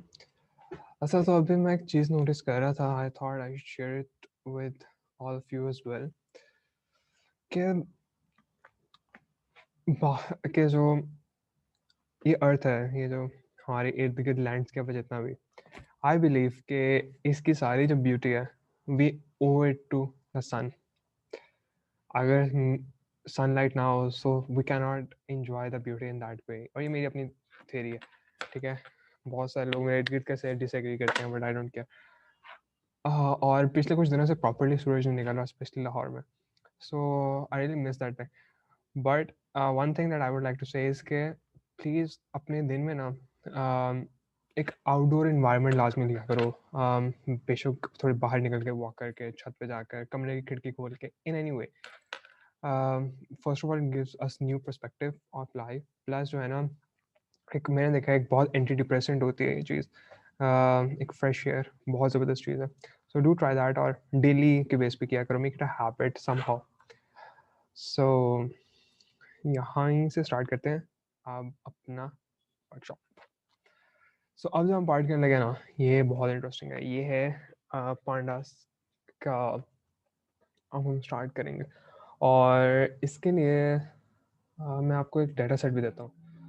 Just give me a second, मैं डाटा सेट का लिंक आप लोगों के साथ शेयर करता हूँ। जस्ट अभी अभी मुझे आइडिया आया। यप, सो आई बिलीव आप सबको लिंक मिल गया। सो ये जो लिंक है, ये गूगल शीट है। ब्रुकलिन 99 जो बड़ा मशहूर एक सिटकॉम है, उसके सारे एपिसोड्स की इसमें रेटिंग मौजूद है। ठीक है, सो इस डाटा सेट ये गूगल शीट पर है। आप लोग ने इसको डाउनलोड कर लो, फाइल पर जाकर एज एक्सेल डाउनलोड करना, या सी एक्सेल करना, क्योंकि अभी हम एक्सेल पे काम करें। सो इसको एज एक्सेल डाउनलोड करना सारे, और डाउनलोड करके कहीं करीब रख लो डेस्कटॉप पर, या डाउनलोड्स में कहीं अंदर डेप्थ में फोल्डर्स में ना जाना, सामने सामने कहीं रखना है इसको। अभी हम इस पर काम करने लगे। नहीं, इसको एडिटेबल की ज़रूरत ही नहीं है, हमने इसको सिर्फ पाइथन में इंपोर्ट करना ही हमारा काम है। सो इसको हम पाइथन पर ले जाएंगे। सो वैसे तो हम इसको डायरेक्टली उठा के लेके जा सकते हैं गूगल शीट से ही, लेकिन मैं वो काम नहीं कर रहा क्योंकि मेरे पास इसका एक्सेस नहीं है। सो इसलिए हम इसको डाउनलोड कर लेंगे। ये खुद मैंने इंटरनेट से पकड़ा था डाटा सेट, और इस पे आजकल मैं काम भी कर रहा हूँ। मे भी आप मेरे लिंक्डइन पे बहुत जल्दी देखो इसके ऊपर विजुअलाइजेशन। सो ये जो है ना, आप लोग सब इसको डाउनलोड करो और कहीं करीब सेव करो। अभी हम इस पे 5-10 मिनट के अंदर अंदर ना हम इसको अपने पाइथन में लेकर आ चुके होंगे पांडास के थ्रू। सो आइए स्टार्ट करते हैं पांडास नाउ।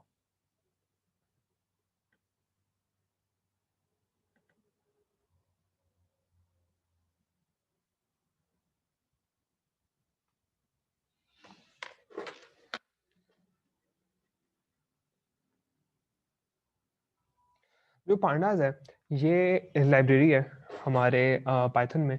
और लाइब्रेरीज ये होती हैं कि आपने बहुत सारे अभी तक फंक्शन आप देख चुके हो, लेंथ का, टाइप का, प्रिंट का। फिर इस तरह से सॉरी, जो हमारी डेटा टाइप्स थी, लिस्ट है, सेट्स हैं, इनके अंदर भी फंक्शंस होते हैं जो कि हमने लिस्ट के देखे भी हैं डेप्थ में जाकर, डिक्शनरी के भी हैं, सबके होते हैं। अब हमें बाज़ दफ़ा और फंक्शंस की ज़रूरत पड़ती है जो कि पाइथन बनाने वालों ने नहीं डालने, ज़रूरत ही नहीं थी। अब ये ऑपरेशन जो हैं, ये फंक्शन जो हैं, ये आपकी फील्ड से रिलेटेड हो सकते हैं, किसी भी चीज़ से रिलेटेड हो सकते हैं। सो हम फॉर एग्जांपल इनकी बहुत ज़्यादा हमें ज़रूरत पड़ जाती है। मिसाल के तौर के ऊपर डाटा को इंपोर्ट अगर करना है हमने अपने पाइथन में, तो उसके लिए यूनिवर्सली ये पांडा की लाइब्रेरी यूज़ होती है। इस तरह से और बहुत सारे डाटा एनालिसिस के टूल्स हैं, फंक्शन हैं जो कि हमें पांडास के थ्रू मिल जाते हैं। अच्छा, अब ये लाइब्रेरीज़ की मैं बात कर दूँ एक दफ़ा, फिर हम पांडास पर आते हैं। लाइब्रेरीज़ जो है ना, बहुत सारे कंट्रीब्यूटर्स ने बनाई होती हैं। अब वो कंट्रीब्यूटर जो हैं वो बड़ी कॉर्पोरेशन में बहुत दफ़ा काम कर रहे होते हैं। फॉर एग्जांपल फेसबुक है, जो पाईटॉर्च एक लाइब्रेरी है, मशीन लर्निंग में इस्तेमाल होती है, वो फेसबुक ने बनाई हुई है। और आई थिंक 2016-17 तक वो अपने प्लेटफॉर्म के ऊपर उसको यूज़ करता रहा। अब वो कुछ और यूज़ करते हैं, लेकिन जब उन्होंने पाईटॉर्च यूज़ करना ख़त्म कर दिया तो उसके बाद वो ख़त्म हो गई फिर। और इसी तरह से और बहुत सारी लाइब्रेरीज़ हैं। इंटेल ने लाइब्रेरीज़ बनाई हुई हैं, जो टेंसरफ्लो है, एक और कंप्यूटर विज़न की लाइब्रेरी है, वो गूगल ने बनाई हुई है। और बहुत सारी लाइब्रेरीज़ हैं जो कि इस तरह आप देखो बड़ी कॉर्पोरेशन ने बनाई है और कुछ इंडिविजुअल कंट्रीब्यूटर्स ने बनाई। तो ये पांडास है, ये बहुत देर से एग्ज़िस्ट कर रही है और ये डेटा साइंस का इसको बॉटम लाइन बोला जाता है कि डेटा साइंस स्टार्ट यहाँ से होती है पाइथन में। और इस तरह से इसके बहुत सारे और फंक्शंस हैं, बहुत सारे फंक्शंस हैं जो कि आप थ्रू आउट इस्तेमाल करते ही जाओगे। और इंपोर्ट करने के लिए जो अभी हम सीखेंगे कैसे इंपोर्ट करते हैं, जो कि एक फंक्शन है इस पांडा का, वो भी हम इसी से सीखेंगे।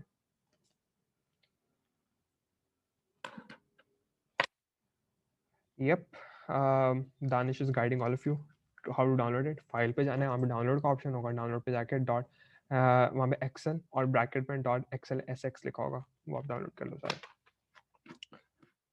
ओके, सो इस पांडा में तीन तरह के मेन काम होते हैं, ठीक है। एक तो हम डाटा को इंपोर्ट करते हैं, ठीक है। सेकंड होता है डाटा एनालिसिस। तीसरी चीज होती है डाटा प्रोसेसिंग। ये तीन मेन काम है जो होते हैं, इसके अलावा और भी आप कर सकते हो ऑब्वियसली। प्रोसेसिंग में दो चीज़ आती हैं, एक तो क्लीन करना आ जाता है और दूसरा आ जाता है हमारे पास प्री प्रोसेसिंग। मैं इसके अभी डेप्थ में नहीं जा रहा, इस पर मैं अभी आऊँगा वापस। ये जो है ना, यहाँ से चीज़ें ये आप अभी रहने दो, सिर्फ अब इम्पोर्ट वाली चीज़ के भी फोकस करो। इम्पोर्ट में जो है हमारे पास फाइल्स बहुत डिफरेंट टाइप्स में आती हैं। एक्सेल में आती हैं, सीएसवी में आती हैं, कभी हमारे पास ऑनलाइन पड़ा होता है एसक्यूएल की फॉर्म में, क्वेरीज की फॉर्म में। कभी अमेजोन का जो बिग डाटा वेयर हाउस है उसमें पड़ा होता है, कभी गूगल पे पड़ा होता है। और भी बहुत सारी जगह एचटीएमएल में डाटा पड़ा होता है, जेएसओन फाइल पड़ी होती है। वो हर फाइल जो है हम इंपोर्ट करके पाइथन के अंदर लेकर आ सकते हैं, हर फाइल। और नई टाइप्स भी आ रही हैं, वो नई टैब बनाते हुए ही पाइथन की पांडा के अंदर कंट्रीब्यूट करके फिर वो नई टैब बनाते हैं, ताकि जो डाटा एनालिस्ट है वो उसको इंपोर्ट कर लें डाटा को। सो इसको हम देखेंगे। ऑल्दो ये जहन में बात रहे कि panda is not the only library जिसे हम इंपोर्ट कर सकते हैं, हम नमपाई से भी इंपोर्ट कर सकते हैं, और भी लाइब्रेरी हम इंपोर्ट कर सकते हैं, लेकिन पांडा यूनिवर्सली यूज होता है। हर कोई पांडा ही तकरीबन यूज करता है करने के लिए, और उससे फर्क नहीं पड़ता आप किस तरह कर रहे हो, लेकिन ये इजीएस्ट वे है और ये यूनिवर्सली एप्लीकेबल है। क्योंकि दफा आपने डाटा इंपोर्ट कर लिया, उसके बाद वो डाटा सेम है, आपने जिस मर्जी मैकेनिज्म के थ्रू लेकर आए हो, और उससे पहले उसकी डाटा टाइप भी जो मर्जी थी वो भी मैटर नहीं करता। एक्सेल थी, सीएसवी थी, जेसॉन थी, एचटीएमएल थी, एसक्यूएल थी, स्टैटा की फाइल थी, डजंट मैटर। पाइथन में आ गई, वो फिर उसका नाम पड़ गया डाटा फ्रेम, उसको हम डाटा फ्रेम बोलते हैं। इंपोर्ट करके फाइल आ जाती है आपकी डाटा फ्रेम की फॉर्म में, इसको हम डीएफपी लिखते हैं। मैं एक दफा डाटा फ्रेम लिख रहा हूँ, फिर मैं इसको डीएफपी लिखा करूँ, तो डाटा फ्रेम के फॉर्मेट में हमारी फाइल्स आ जाती हैं।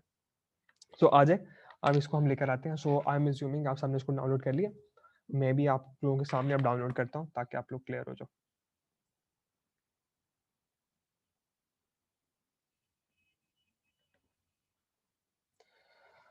ओके सो ये आप लोगों ने देखा था, ये आप लोगों के सामने खुला है। इसमें जाना है हमने फाइल के ऊपर, फाइल पे जाके डाउनलोड है। डाउनलोड हमें बहुत सारी ऑप्शन में मिल रहा है, हम इसको सिर्फ एक्सेल पे डाउनलोड करेंगे।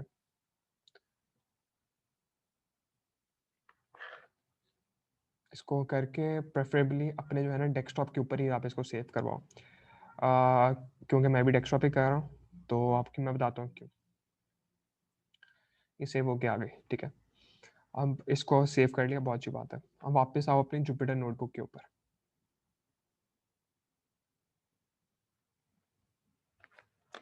पांडास, इसको मैं हेडिंग बना देता हूँ।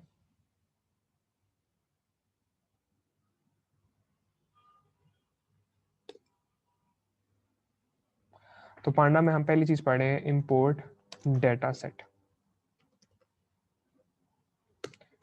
और जब इंपोर्ट डेटा सेट हम एक एक्सेल फाइल को करने लगे, तो सबसे पहले तो आपने एक वेरिएबल बनाना है, ठीक है। उस वेरिएबल के अंदर वो आपका डाटा सेट आकर स्टोर होगा। कोई भी इसका नाम रख दो, मैं इसका नाम डाटा ही रख देता हूँ, ठीक है। और इक्वल टू होगा। अब ये इक्वल टू होने के बाद अब हम यहाँ पर पांडा को इस्तेमाल करेंगे। अच्छा, अब पांडा को इस्तेमाल हम डायरेक्टली नहीं कर सकते, ठीक है, क्योंकि वो पाइथन का फंक्शन नहीं है। वो एक एक्सटर्नल काम हुआ है, किसी एक्सटर्नल बंदे ने वो बनाई हुई है लाइब्रेरी।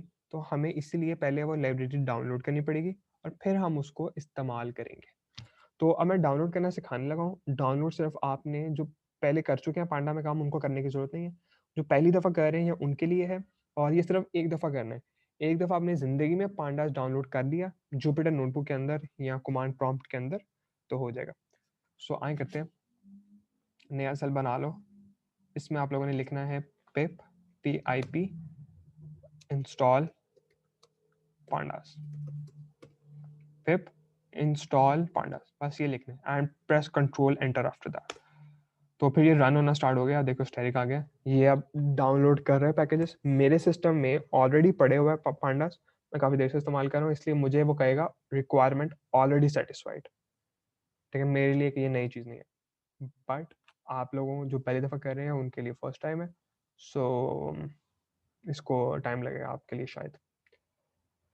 जब तक आप लोगों का डाउनलोड हो रहा है, मैं आपको बताता हूँ कि मैंने कल जब मैं बता रहा था आपको कुछ बड़ा नोटबुक डाउनलोड करना चाहिए, उसकी मैं वजह यही है पिविटली। एक ये है जो मुझे पसंद है जुपिटर के, इसमें पैकेजेस डाउनलोड करना बहुत आसान है। मैंने नया को डाउनलोड करना है लाइब्रेरी, मैं सिर्फ यहाँ लिखूंगा पिप इंस्टॉल पांडा, हो जाएगी, ठीक है।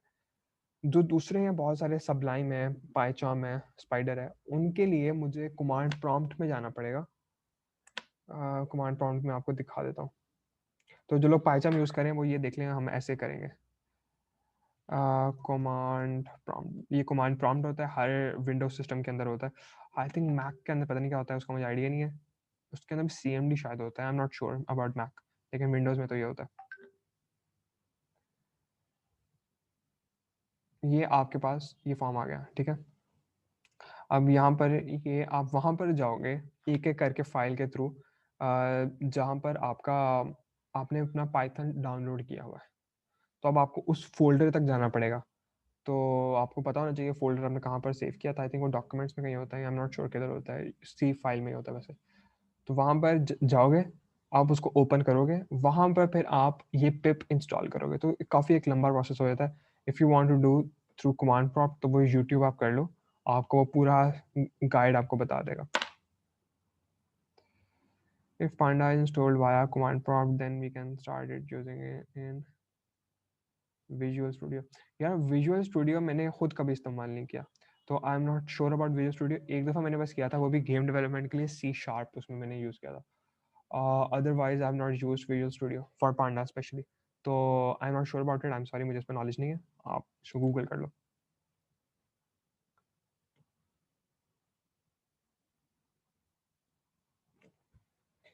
Okay so I am assuming अब सबका पांडा डाउनलोड हो चुका हुआ है, और अब हम इसको करते हैं। अब ये सिर्फ ज़िंदगी में एक दफ़ा काम था, अब ये दोबारा आपको कभी दोबारा करने की ज़रूरत नहीं है, कभी भी नहीं ज़रूरत। इसको कैंसिल कर दो, ठीक है, बात ख़त्म हो गई। अब हर दफ़ा आपने क्या काम करना है, जो अब मैं इधर करने लगा हूँ, वो आपने ये करना है कि आपने इंपोर्ट करनी है हर दफ़ा लाइब्रेरी। अब आपके ये जो सिस्टम है उसके अंदर ये पैकेजेस पांडा के डाउनलोड होकर आ गए हैं। ठीक है। तो अब वहां से आपने हर दफा अपने जुपिटर के अंदर लेकर आया करना है, उसका एक बड़ा सिंपल कोड है। और ये अब ये जो कोड है ना, ये हर जगह सेम है, पाइचार्म, स्पाइडर, जुपिटर, एक्सेट्रा, हर जगह सेम है। सो उस पर आ जाओ। उसके लिए हम लिखते हैं इंपोर्ट पांडास, तो ये आपका पांडा इंपोर्ट हो जाएगा। ओके, ये डाटा इसको अभी रिमूव कर देते हैं, इंपोर्ट पांडास। ठीक है, ये थोड़ा टाइम लेगा पहली दफा और फिर हो जाएगा। पांडा मेरे सिस्टम के अंदर अब आ चुका है, मैं अपने के अंदर पांडा यूज कर सकता हूँ। लेकिन आपको पता है प्रोग्रामर्स बहुत ज्यादा हराम होते हैं, कामचोर होते हैं, वो एक एक वर्ड लिखते हुए उनको मौत पड़ती है। तो वो एक उन्होंने पांडा के लिए एक निक नेम बनाया हुआ है, उसको हम पीडी बोलते हैं। तो इंपोर्ट पांडा दैट्स पीडी। तो एज के बाद ना अब आप कोई भी निक नेम रख सकते हो, और ये उसका निक नेम पीडी है, या यूनिवर्सली यही यूज होता है। सो आप अगर कभी ऑनलाइन कोड देखो तो उसमें उन्होंने पीडी की तरह ही यूज किया होगा, और पीडी लिखकर ये वो फिर सारे पांडास के ऑपरेशंस लेकर आते हैं। तो ये एक अच्छी चीज़ है।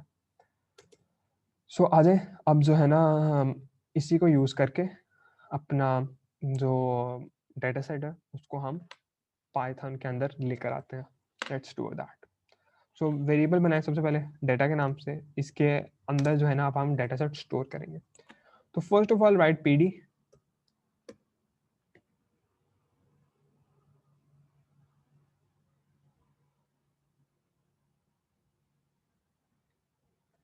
PD dot read underscore. अब हमने जो डाउनलोड की थी फाइल वो एक्सेल के फॉर्मेट में था, तो हम इधर एक्सेल लिखेंगे, EXCEL।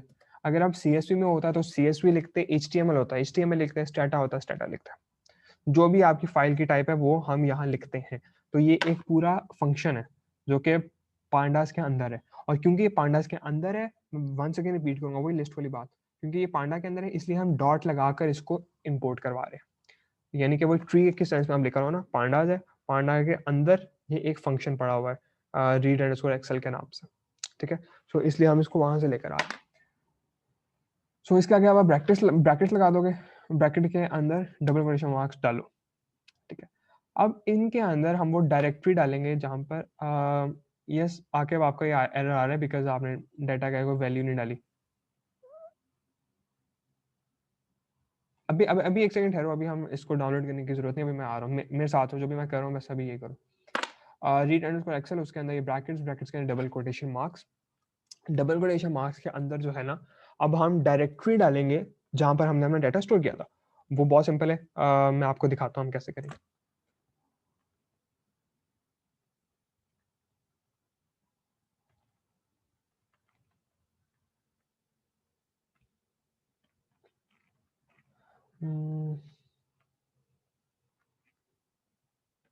सो आई होप कि आप सब मेरी स्क्रीन देख सकते हो लैपटॉप के इस टाइम।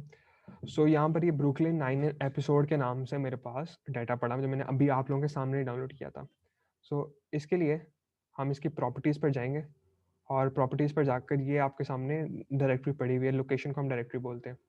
ठीक है, सो इसको आप एज इट इज़ कॉपी करके अपने पाइथन में ले आओ। तो ये लोकेशन को हमने यहाँ से कॉपी कर लिया।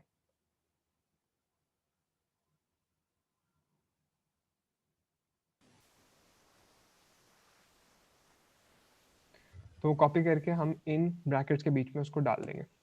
ठीक है, अब यहाँ पर ये जो ब्रैकेट्स है ना, ये सॉरी जो स्लैशेस है ये बैकवर्ड स्लैशेस है।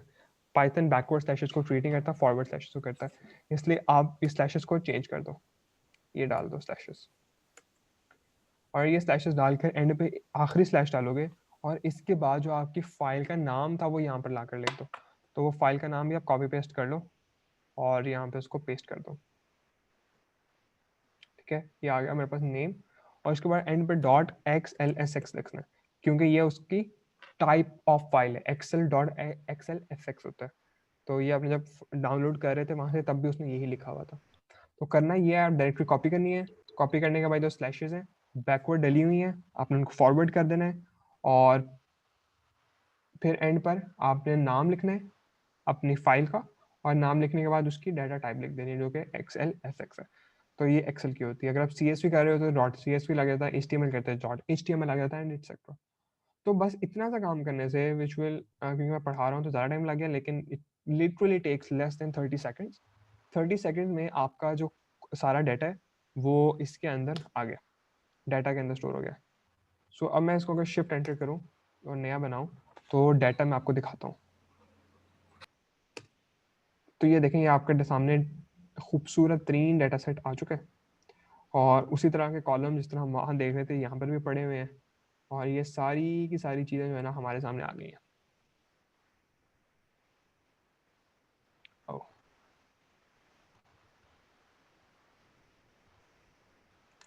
ठीक है,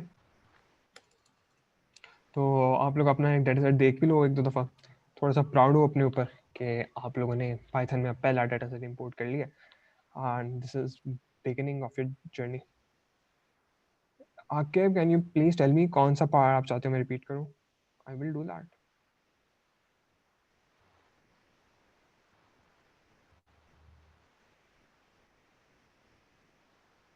अच्छा, सो सारे इस कोड को गौर से देख लो, अगर इसका कोई इशू आया था सो प्लीज डू दैट। अच्छा, इंपोर्ट पांडास वाला, अच्छा करना ये है कि सबसे पहले पिप इंस्टॉल पांडास करना है। पिप इंस्टॉल पांडास, ये बिल्कुल पहली दफ़ा करना है। अगर आपने पहले पांडास को इस्तेमाल नहीं किया हुआ अपने सिस्टम्स के ऊपर, फिर ये करो, एक दफ़ा रन कर दो, बात ख़त्म। रन करके फिर आपको कभी ज़िंदगी में दोबारा पिप इंस्टॉल करने की ज़रूरत नहीं है, क्योंकि पैकेजेस एक दफ़ा डाउनलोड हो गए तो हो गए।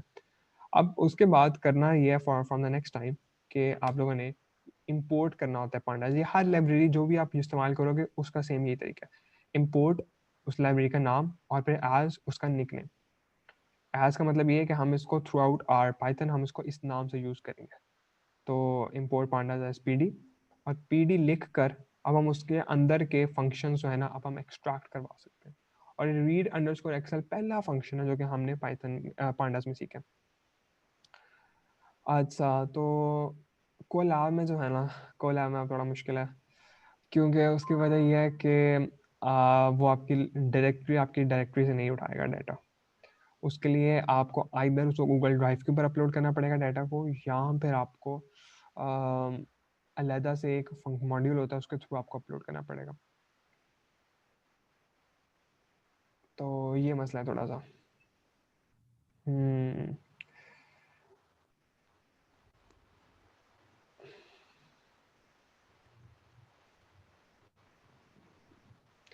यहाँ पे मुझे एक सेकंड दो, मैंने काम किया मैं कोला पर, मुझे वो मैं आपको कोड सेंड करता हूँ, give me a second.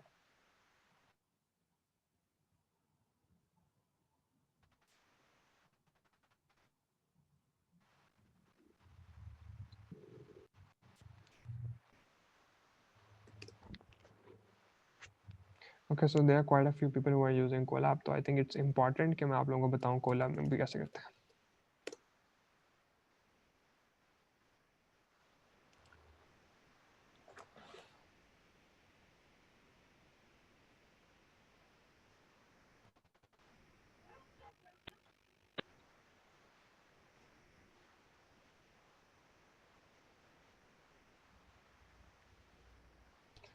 I think इसमें मेरे पास कोड पड़ा होगा।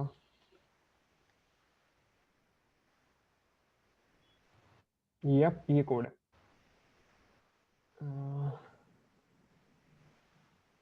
ये जो दो लाइंस आप देख रहे हो ना, ये कोड है।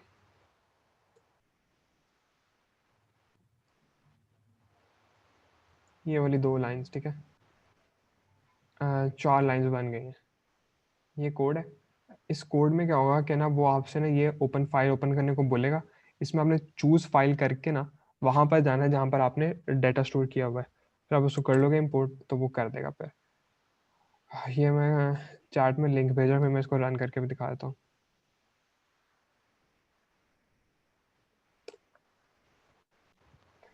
ये इसको हम रन करते हैं।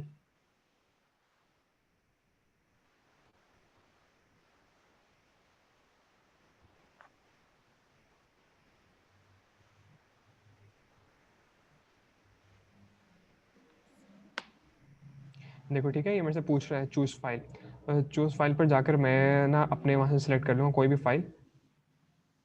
लेट्स से डेस्कटॉप पर मेरे पास पड़ा था ब्रुकलिन 9 एंड एपिसोड्स, ये अब उसको करके ले आएगा। तो आपका जो है ना हॉस्टल अंडरस्कोर डाटा, मैंने तो उसको हॉस्टल नाम रखा हुआ, आप कुछ भी रख लो। एरर आ रहा है, P D is not defined, मैंने अभी यहाँ पे इंपोर्ट पी डी नहीं किया हुआ।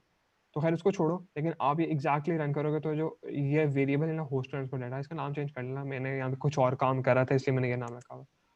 तो आपके इस वेरिएबल के अंदर जो है ना वो डाटा आ जाएगा, एंड दैट्स इट। तो ये भी आपके फिर कोलैब में भी आ जाएगा। खैर आगे चलते हैं।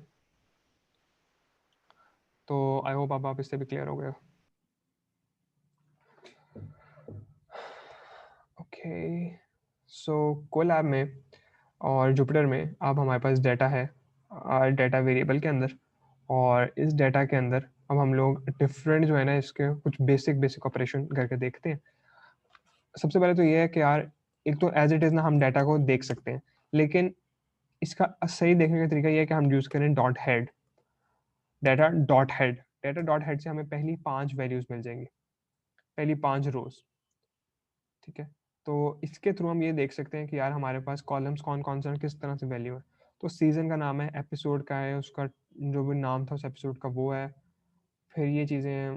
फिर और भी इसमें ये देखो यहाँ पे बीच में डॉट डॉट डॉट डाल दिया उन्होंने।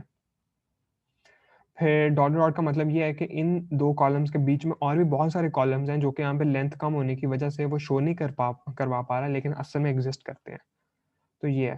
फिर आगे और भी सारे हमारे पास डाटा वेरिएबल्स हैं। तो अब ये जो बीच में डॉट डॉट डल कर हमारे बहुत सारे कॉलम्स हमें नजर नहीं आ रहे दैट वी नीड टू सी, उसके लिए हम डॉट कॉलम का फंक्शन यूज कर सकते हैं। देखो इस आगे मैंने ब्रैकेट नहीं डाला क्योंकि ये एक फंक्शन नहीं है, ये एक मेथड। तो मेथड और फंक्शन में क्या फ़र्क होता है, वो कुछ पिवटल चीज़ें हैं, लेकिन अब हम उसमें नहीं जाते। लेकिन इसके आगे ब्रैकेट डालता तो ये ना चलता, बगैर ब्रैकेट के हमें कॉलम्स चलते हैं। तो कॉलम से मेरे सारे के सारे मुझे कॉलम्स नज़र आ रहे हैं। तो अब यहाँ पे ज़रा एक चीज़ देखो ज़रा कि ये एक लिस्ट बनी हुई है, ये देखो एक लिस्ट बनी हुई है, और उस लिस्ट के अंदर जो है ना सारे नाम है और वो कॉमा से सेपरेटेड है। तो हर इस लिस्ट के अंदर एक जो एलिमेंट है, एक इंडेक्स जो है, वो हमें एक कॉलम का नाम बता रहा है। तो ये देखें हमारे पास ये सारे अब नाम आ चुके हैं। तो ये जो रेटिंग है ना यहाँ पर, हम अपने पूरे डाटा सेट में से हम सिर्फ इसके साथ इंटरेस्टेड हैं। हमें सिर्फ रेटिंग देखनी है अपने डाटा सेट की, और हम इसी के ऊपर काम करेंगे। ठीक है, सो लेट्स सी, तो कॉलम्स बन गए, और इसके बाद हम लोग इसकी एक और काम कर लेते हैं, हम इसकी डॉट शेप भी देख लेते हैं। शेप देखने से ये होता है कि हमारे पास इसके रोज और कॉलम्स आ गए हैं। तो यानी कि मैं इसको ऐसे कहूँ अगर कि ब्रैकेट में पहली जो है ये नंबर ऑफ रोज है और दूसरे नंबर ऑफ कॉलम्स है। 143 इसमें रोज है और 29 कॉलम्स, यानी कि हमारे पास 129 एपिसोड्स का डाटा है, और वो ओवर 29 कॉलम, उनके हर एपिसोड के कोई ना कोई फीचर हमें पता चल रहा है। सॉरी, तो ये है। अच्छा, तो ना अब यहाँ पर इस वर्कशॉप के मैं आपको ना, बजाय इसके कि मैं आपको एक एक फंक्शन बताता रहूँ जो कि आपके लिए हेल्पफुल होगा, लेकिन मैं उससे एक बड़ी चीज़ करता हूँ, ये करता हूँ कि आपको एक एरियल व्यू दे देता हूँ। ठीक है, कि अब आप लोगों ने पांडा इंपोर्ट कर लिया, इसके अंदर और बहुत सारी चीज़ें, वो आप लोगों ने अपने ज़हन में पर्सपेक्टिव क्या रखने हैं और पर्सपेक्टिव होना क्या चाहिए। फिर जब आप एरियल व्यू से चीज़ें देख लोगे ना, फिर आपके लिए ये जो पर्टिकुलर सिंटेक्स है इनके लिए एक मीनिंग आपके नज़र में बन जाएगा, हम ये कर क्यों रहे हैं। सिर्फ सिंटेक्स पता होंगे तो आप ज़्यादा कुछ नहीं कर पाओगे, वो एक एरियल व्यू का पर्सपेक्टिव होना चाहिए। तो उससे करते हैं, एंड मोस्ट प्रोबेबली वो हमारे सेशन की सबसे आज की इंपॉर्टेंट चीज़ होने लगी है।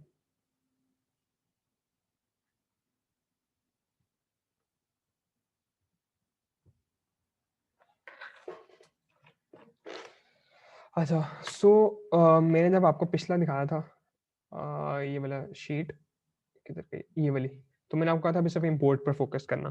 तो अब ये जो बाकी चीज़ें हैं ना, इन पर अब हम फोकस करने लगे हैं। तो इस पर मैंने डाटा एनालिटिक्स पर कल मैंने थोड़ी बात की थी, जब मैंने आपको ये बताया था कि इसके 3 तरीके होते हैं, एक पर्सपेक्टिव, सॉरी पहला डिस्क्रिप्टिव, दूसरा पर्सपेक्टिव, तीसरा प्रिडिक्टिव एनालिटिक्स। ये 3 तरह के हमारे पास एनालिटिक्स एग्जिस्ट करते हैं। तो एक तो ये चीज़ है। अब ये डाटा प्रोसेसिंग और डाटा क्लीनिंग क्या है और इसको हम किस तरह से पर्सपेक्टिव अपने दिमाग में बनाएं, वो आए हम उस पर अब बात करते हैं। सो इसके लिए ये जहन में बहुत ज़रूरी चीज़ रखें कि अब आपके सामने अगर एक दफ़ा डाटा आ गया है तो आपने करना क्या उसका। मतलब कि डाटा इंपोर्ट तो कर लिया अब हमने, लेकिन अब इसे आप क्या क्या कुछ कर सकते हो, आपके पास ऑप्शंस क्या हैं, और वो ऑप्शन अपने लिए डेवलप करनी किस तरह से है। क्योंकि इतनी ज़्यादा चॉइस होती है ना कि हम एक वो ओपन फील्ड के अंदर जिस तरह बौखला नहीं जाते, अब बौखला जाओगे अगर आपके जहन में एक रोड मैप नहीं बना होगा। तो इसलिए ये चीज़ अपने दिमाग में क्लियर करना। तो ये जब मैं प्रोसेस यहाँ लिख रहा हूँ, ये पोस्ट डाटा इंपोर्ट प्रोसेस है। डाटा इंपोर्ट करके आ गया, ठीक है, अब उसके बाद क्या करना है वो देखते हैं। पहली चीज़ आपने ये करनी है कि you have to understand data. इसको हम एक्सप्लोरेटरी डाटा एनालिसिस भी बोलते हैं, क्योंकि हम एक्सप्लोर कर रहे हैं ना, तो एक्सप्लोरेटरी डाटा एनालिसिस। अब अपने डाटा को अंडरस्टैंड करना बहुत ज़रूरी है, और जब अभी मैंने आपके सामने किया था ना, वो भी एक एक्सप्लोर ही हम कर रहे थे डाटा को। उसमें ये होता है कि यार हर दफ़ा जो है ना, हमें केस स्टडीज़ नहीं मिलती जिसमें ये नहीं लिखा होता कि यार आपके डाटा के अंदर ये कुछ पड़ा हुआ है। वैल्यूज़ चेंज होती रहती हैं और हमें समझना आना चाहिए पाइथन के अंदर के करते किस तरह से। तो अब इसमें आपने डाटा को अपने एक्सप्लोर करना है, उसके देखना है उसके अंदर कॉलम्स कौन से हैं, उसके अंदर रोज़ कौन सी हैं, कितने कॉलम्स हैं, कितनी रोज़ हैं, और डाटा रिप्रेजेंट कैसे हो रहा है, किस फॉर्मेट में हुआ है, उसके स्ट्रिंग्स हैं, इंटीजर्स हैं, फ्लोट हैं, लिस्ट की फॉर्म में डाटा है या किस फॉर्म में है, और इस तरह से हमारे पास कौन कौन सी रोज़ हैं, कॉलम्स हैं जिनको हम अपने मकसद के लिए इस्तेमाल कर सकते हैं। अब वहाँ पे बहुत सारे रोज़ हैं जिनमें नेम्स में भी लिखे हैं, हमें उनसे क्या फ़र्क पड़ता है, तो वो हमारे लिए यूज़फुल नहीं है।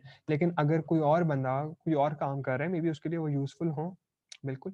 तो आपने अपने पर्पस, अपने ऑब्जेक्टिव के हिसाब से जो है ना, चीज़ें इसमें सॉर्ट आउट कर लेनी, अपने दिमाग में एक बेसिक स्टोरी बना लेनी, ये डाटा में है क्या, हो क्या रहा है, ठीक है। ये जो हमारे सामने डाटा था, मैंने आपको तो स्टार्ट में बता दिया ना कि ये ब्रुकलिन 99 के एपिसोड्स की रेटिंग है, लेकिन असल में मे बी आपको जो है ना ये ना मिले, ये आपको इन्फॉर्मेशन नहीं मिलेगी।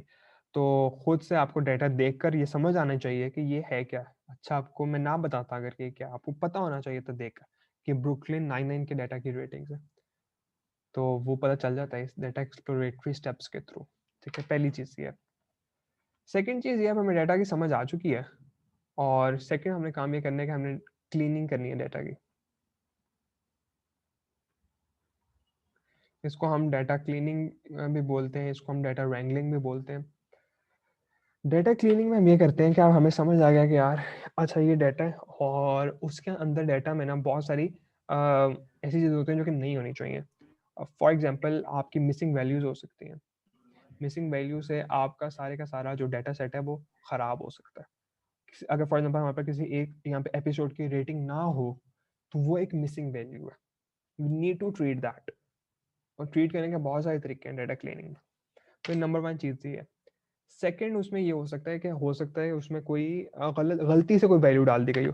जिसने अभी रेटिंग का टेबल बनाया था, हो सकता है उसने एक जगह by mistake, totally by mistake, उसने सीरियल नंबर में भी डाल दिया हो। अब सीरियल नंबर बहुत लंबे लंबे होते हैं, 16 17 18 20 डिजिट्स तक। तो देखें ये रेटिंग जा रही है फॉर एग्जाम्पल 9.8, 9.9, 8.0, और अचानक से ना यहाँ पे एक नंबर ये आ जाता है 1 2 3 7 1 1 1 7 6 8, ये नंबर आ गया बाय मिस्टेक। उसने लिखना कुछ और था, लेकिन डाटा एंट्री के टाइम में एरर आ गया। अब आप, अगर हम अब मीन निकाल रहे होते हैं और हम देखते हैं कि यार ब्रुकलिन 99 की एवरेज रेटिंग क्या आई है ओवरऑल, तो हम क्या करते हैं, हम उसका मीन ही निकालेंगे ना। तो मीन जब आप इन चारों का निकालोगे, तो आपकी एक मैसिवली लार्ज वैल्यू आ जाएगी। मे बी वो 7 8 डिजिट्स की हो, मे बी कुछ ऐसी वैल्यू आ जाएगी, 8 6 7 8 6, ठीक है। ये वैल्यू आ गई, लेट्स से, मुझे नहीं पता वैसे इससे बड़ी आएगी, लेकिन लेट्स से ये वैल्यू आ गई है, ठीक है। अब ये वैल्यू आप खुद देखो कि रेटिंग हमने 10 में से ली थी, ये मैक्सिमम वैल्यू इसकी 10 थी, लेकिन रेटिंग आपकी यहाँ चली गई है। तो कितनी एक इनसिग्निफिकेंट आपकी फाइनल वैल्यूज आ गई हैं। तो we need to treat such outliers, जिनको हम आउटलायर्स बोलते हैं, जो कि एक एक्सट्रीम वैल्यू होती है, और नॉर्मली बाय मिस्टेक एंटर हुई होती है डाटा एंट्री के टाइम। कुछ और रीजन भी हो सकते हैं, लेकिन असल में इसका रीजन बहुत दफा बाय मिस्टेक होता है। तो उसको हमने रिमूव करना होता है। फॉर एग्जांपल ये भी एग्जांपल हो सकती है कि आप कस्टमर से डाटा ले रहे थे, पहले क्वेश्चन में एज पूछनी थी, सेकंड में आपने उनका फोन नंबर पूछना था। किसी ने बाय मिस्टेक एज की जगह अपना फोन नंबर बता दिया, बाय मिस्टेक। उन्होंने समझा अच्छा इस क्वेश्चन में शायद ये पूछा हुआ है, और नीचे उन्होंने एज लिख दी अपनी। तो अब वो खुद ही सोचा कि वो मीन जो है आपका सारे का सारा एज का तबाह हो गया, क्योंकि फोन नंबर आपका नॉर्मली 11 डिजिट का होता है। तो वो मीन अगर एज का 25 आना था, तो अब मे बी वो 8000 समथिंग आए, तो इतनी बड़ी एजेस तो नहीं होती ना हमारी। तो ये इशू है। तो ये सेकंड इशू है जो कि आपका एक आउटलायर डाटा में आ जाते हैं। तीसरा ये हो सकता है कि यार हमारी जो है ना वैल्यूज वो लेनी स्ट्रिंग में थी, आ इंटीजर में गई। ठीक है, आपने किसी से एज पूछी, आपकी एज क्या, उन्होंने कहा कि यार 22, 22 लिखने के बजाय आपने 22 लिख दिया, यानी कि इंग्लिश वाला 22 अल्फाबेट्स की फॉर्म में। तो वो तो वैल्यूज अब सारी खराब हो जाएगी हमारी, हम उसका इंग्लिश वाले 22 का मीन तो नहीं ना ले सकते, वो तो न्यूमेरिक्स का मीन होता है। तो we need to replace that 22 with that mathematical 22।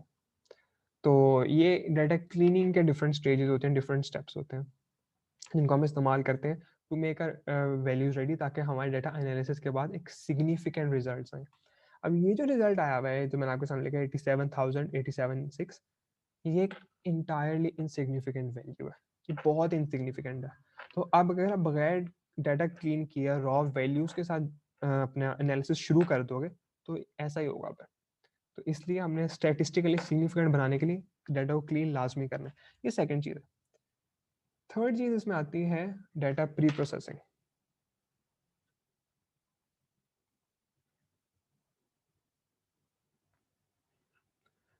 Data pre processing, अच्छा प्री प्रोसेसिंग में नॉर्मली हम लोग ऐसे काम करते हैं कि यार एनालिसिस से पहले, ये बिल्कुल आखिरी स्टेप है, इसके बाद एनालिसिस है। एनालिसिस से पहले हम लोग अपने डाटा सेट को रेडी करते हैं for our analysis purposes. For example अभी आपने देखा हमारे पास काफ़ी सारी रोज थी, आई गेस कितनी थी, 28 29 इतनी थी। हमें नहीं चाहिए इतनी, हमें सिर्फ दो चाहिए। एक में आ जाए एपिसोड नंबर कितना है और दूसरे में उसकी रेटिंग आ जाए, यही दो चाहिए मुझे तो बस रोज, सॉरी कॉलम्स, ये दो चाहिए। तो अब ये प्री प्रोसेसिंग में हम लोग ये क्लियर करते हैं कि हमें कौन से चाहिए और क्या नहीं चाहिए, तो बाकियों को हम रिमूव कर देंगे और सिर्फ इन दो को हम पिक कर लेंगे। तो ये हमारा सेकंड है, डाटा प्री प्रोसेसिंग। और इसमें और भी बहुत सारी हम चीज़ें करते हैं। फॉर एग्जांपल यहाँ से मुझे सारे सीजन्स का डाटा, आई थिंक 7 सीजन है ब्रुकलिन 99 के, तो लेट्स से मुझे सिर्फ सीजन 3 की चाहिए रेटिंग, तो मैं सिर्फ सीजन 3 को यहाँ से पिक कर लूंगा, वो भी डाटा प्री प्रोसेसिंग का पार्ट है। मैंने let's say season wise grouping करनी है, मेरे सामने 7 डाटा सेट बन जाए, हर सीजन का अलग अलग डाटा सेट, वो भी हो सकता है, उसको हम डाटा उसको हम ग्रुपिंग कहते हैं, डाटा ग्रुपिंग। वो हम ग्रुपिंग कर सकते हैं, ज्वाइन करने हैं फॉर एग्जाम्पल वेरिएबल्स। अब फॉर एग्जाम्पल यहाँ पर हमें वो अपेयरेंसेस, नंबर ऑफ अपेयरेंस लिखे हैं हर करेक्टर की, जेमी की, एमी की और बाकी सारों की। अब लेट्स से मैंने इनको कंबाइन करना है, ओवरऑल कैरेक्टर्स के अपेयरेंस या जो भी वो रिप्रेजेंट कर रही है वैल्यूज, उनको मैंने कंबाइन करना है, तो मैं उन सबको प्लस कर दूंगा, ऐड कर दूंगा, मुझे पता चल जाएगा। सॉरी, तो वो बार बार हर कैरेक्टर का अलग करने के बजाय मेरे पास एक वैल्यू आ जाएगी। तो ये भी हो सकता है, ये सारी प्री प्रोसेसिंग है, ये आपके डाटा और आपके ऑब्जेक्टिव के हिसाब से ये आप इनको वेरी करते हो और आगे अच्छे इस्तेमाल करते हो। तो बस ये ध्यान में रखें कि प्री प्रोसेसिंग में हम अब डाटा को इस फॉर्म में लेकर आ रहे हैं जिस फॉर्म में हम उसका एनालिसिस करना चाहते हैं। ये हमारा थर्ड चीज है। फोर्थ चीज इसमें अब आता है डाटा एनालिसिस। अब वही जो हमने कल पढ़े थे, तीन, डिस्क्रिप्टिव, प्रिस्क्रिप्टिव एंड प्रिडिक्टिव, वो तीनों अब इसके अंदर है। ठीक है, अब अगर आप पहले करते हैं ना डाटा एनालिसिस, वो तीनों टाइप के इनसिग्निफिकेंट आए थे, अब हमारे पास सिग्निफिकेंट वैल्यूज आएंगी, अच्छी तगड़ी वैल्यूज आएंगी अगर आपने पिछले 3 स्टेप सही किए हुए हैं। तो एनालिसिस में अब आप डिफरेंट कर सकते हैं, मैं कुछ एग्जांपल यहाँ लिख देता हूँ। फॉर एग्जांपल पहले डिस्क्रिप्टिव की देख लेते हैं। तो डिस्क्रिप्टिव में अब आपने डाटा को एक्सप्लेन करना है, डिस्क्राइब करना है हो क्या रहा है। तो इसमें हम मीन्स यूज कर सकते हैं, मीडियन यूज कर सकते हैं, स्टैंडर्ड डिविएशन हम लोग यूज कर सकते हैं, आप लोग कोरिलेशंस यूज कर सकते हो। इसके अलावा हम लोग यहाँ पर अपने विजुलाइज कर सकते हैं, लाइंस बना सकते हैं, ट्रेंड लाइंस बना सकते हैं। ये सारे कुछ बेसिक चीज़ें मैंने अभी यहाँ पे लिखी हैं और भी बहुत कुछ हो सकता है। जो सेकंड इसमें चीज़ है वो हो सकती है प्रिस्क्रिप्टिव। अब आप फ्यूचर को यूज करने लगे हो, अब पास्ट को यूज करने लगे फॉर फ्यूचर, तो मे बी आप यहाँ पर रिग्रेशन यूज कर सकते हो। अभी हम प्रिडिक्ट नहीं कर रहे, सिर्फ देख रहे हैं कौन सा वेरिएबल इम्पैक्ट ज्यादा करता है हमारे फ्यूचर को। जैसा कोरिलेशन यूज कर सकते हो आप लोग, स्टैंडर्ड डिविएशन, वेरिएशन भी यहाँ पर इस्तेमाल हो सकती हैं तरीके से करें अगर हम। इसके अलावा हमारे पास विजुअलाइजेशन में हिस्टोग्राम्स बन सकते हैं, लाइन प्लॉट्स बन सकती हैं, आर्पा मॉडल बन सकता है, अरीमा मॉडल बन सकता है। ये सारे प्रिस्क्रिप्टिव टाइप्स हैं। थर्ड हमारे पास प्रिडिक्टिव है। अब प्रिडिक्टिव में हमें वैल्यूज चाहिए और 1 सेकेंड इसमें भी हम रिग्रेशन इस्तेमाल बिल्कुल कर सकते हैं, हम क्लासिफिकेशन यूज कर सकते हैं, मैंने अभी मॉडल्स का नाम बताया था, उसमें एरिमा मॉडल हम लोग यूज़ कर सकते हैं फ्रॉम टाइम सीरीज डेटा। इसके अलावा और बहुत सारे एल्गोरिथम जो कि हम यहाँ इस्तेमाल कर सकते हैं, बाइनरी ट्रीज कर सकते हैं, लॉजिक रिग्रेशन, मल्टीपल रिग्रेशन, एसवीएम्स, ये बहुत सारी चीज़ें हैं, मतलब कि नॉलेज का आगे अंबार है जो कि आप लोग कर सकते हो। लेकिन मैंने शुरू में ये बात कही थी कि क्योंकि मैं आपको अब सारा कुछ ग्राइंड करके मिल्क शेक बना के तो नहीं पिला सकता इन 2 घंटों में, ये तो पूरी पूरी डिग्रीज होती है इनके ऊपर। तो इसलिए मैंने आपको एक पर्सपेक्टिव एक दे दिया कि अगर अब आप लोगों ने काम करने हैं, और इंशाल्लाह इन वर्कशॉप से भी हम इन सारी चीज़ों को डिस्कस करेंगे आगे भी, जो हमारी नेक्स्ट वर्कशॉप होगी उनमें भी इसके ऊपर डिटेल में बातें होंगी। लेकिन ये आपको पर्सपेक्टिव हमें मिल गया कि डाटा एनालिसिस हम कब शुरू करते हैं। अगर हम यही काम पहले कर लेते हैं, मीन का मैंने एग्जांपल दिया, तो ऑब्वियसली गलत आता है, स्टैंडर्ड डेविएशन गलत आती है, रिग्रेशन में हमें ना पता चलता कि ज़्यादा इंपैक्टफुल कौन सी चीज़ है, लेकिन अब आपको पता चलेगा। तो ये तीनों जो है ना अपने जहन में रखना, और ये स्टेप अपने जहन में रखना। फिर इसके बाद एक दफ़ा एनालिसिस कर लिया, इसके बाद आप आगे फिर बहुत सारे काम कर सकते हो। आप इसकी विजुअलाइजेशन कर सकते हो। इसके अलावा आप इसमें आप मशीन लर्निंग अब आगे यूज़ कर सकते हो, एमएल मॉडल बना सकते हो, फिर डीप लर्निंग में भी आप इसमें मॉडल बना सकते हो। फिर इसमें मैं समझता हूँ एक बहुत इंपॉर्टेंट चीज़ ये आती है कि आप इसको आप कम्युनिकेट लाजमी करो, क्योंकि जो डेटा साइंटिस्ट, डेटा एनालिस्ट की मैंने एक बहुत बड़ी प्रॉब्लम देखी है ना, वो ये है यार, वो अपने आप को ना बहुत फन्ने खान समझते हैं। वो समझते हैं यार कि मुझे आ गया है, मुझे विजुलाइज करना भी आ गया है, मुझे जनाब वैल्यूज निकालनी आ गई हैं, फलानी फलानी मुझे टेक्निक्स आ गई हैं, अब ये मेरे सामने वैल्यू आई है। भाईजान आपको पता है वो वैल्यू अच्छी है, किसी बंदा जो पहली दफा देख रहा है, डेटा साइंटिस्ट को वो पहली दफा देख रहा है, ले मैन है, सीनियर मैनेजमेंट का कोई बंदा है, उसको नहीं पता कि अगर आपने टी टेस्टिंग किया, हाइपोथेसिस एनालिसिस किया है, तो वो वैल्यू का पी वैल्यू 0.005 आई है, वो सिग्निफिकेंट है कि नहीं उसको नहीं पता।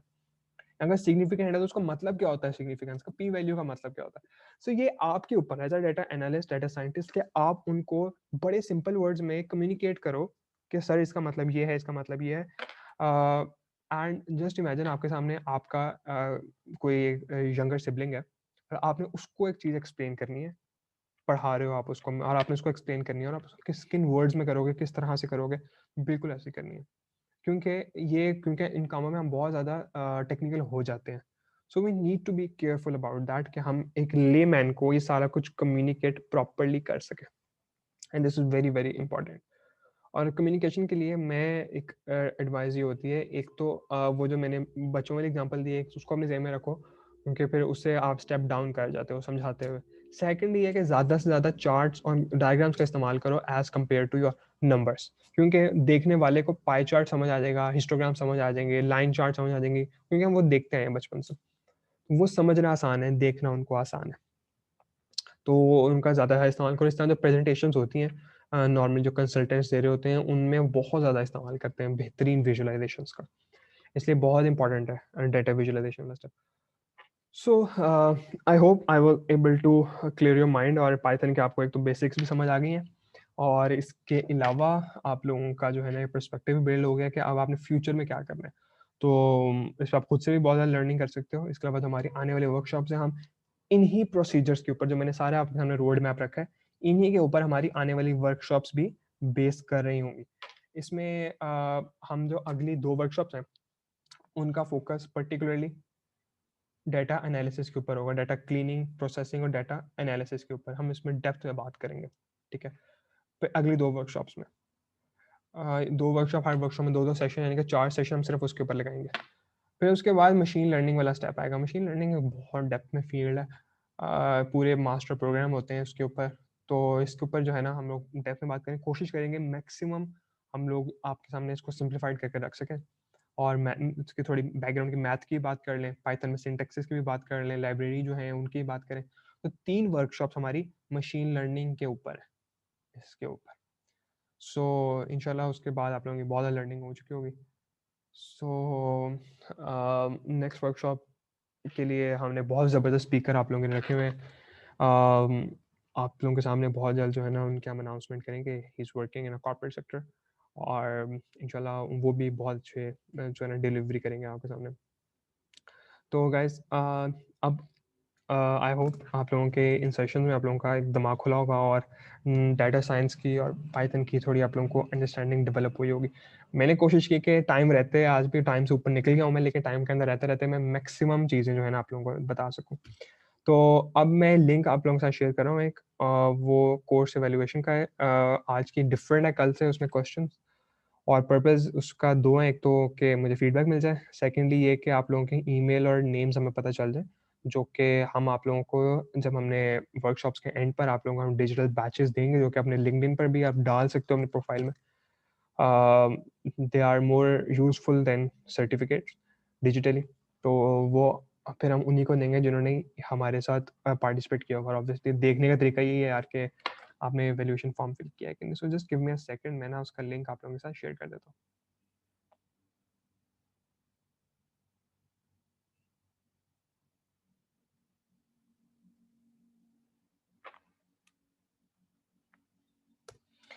यस, चैट में मैंने नीचे सेंड कर दिया। सो दोबारा कल वाली बात करूँगा कि ना मैंने आज फिर अपना गला बिल्कुल सड़ गया है, खुश्क कांटा हो गया मेरा गला बोल बोल कर। तो इवन ब्रेक में भी मैंने यही सारे काम ही कर रहा था, डाटा वगैरह रेडी कर रहा था। सो पूरे जो है ना तकरीबन 4 घंटे लगे मुझे करते हुए। तो काइंडली ऑब्वियसली आप लोगों के भी इसमें 4 घंटे आउटपुट है, बैठना इतना आसान नहीं होता लैपटॉप की स्क्रीन के सामने। So but I would really appreciate कि अगर आप ये दिल से फॉर्म फिल करो और जनरली जो है ना pros and cons in workshops के डिटेल में बताओ। Noops, I value your coming over here and giving me such a beautiful ideas over here.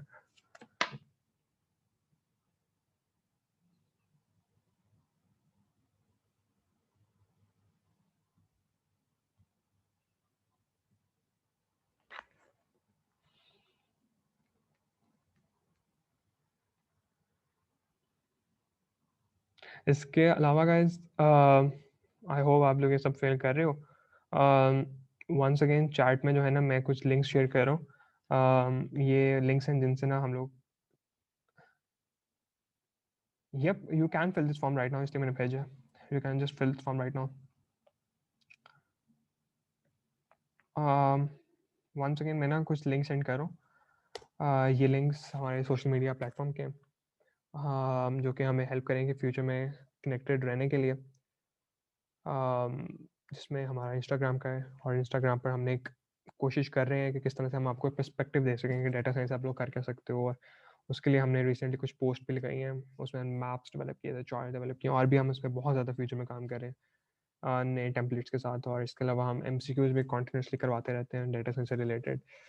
And you can always contact us over there, DM करके कुछ भी आपको query हो, question हो, we are open for that. इसके अलावा LinkedIn पर भी मैं कुछ ना कुछ शेयर करता रहता हूँ, so we can connect over there as well. हम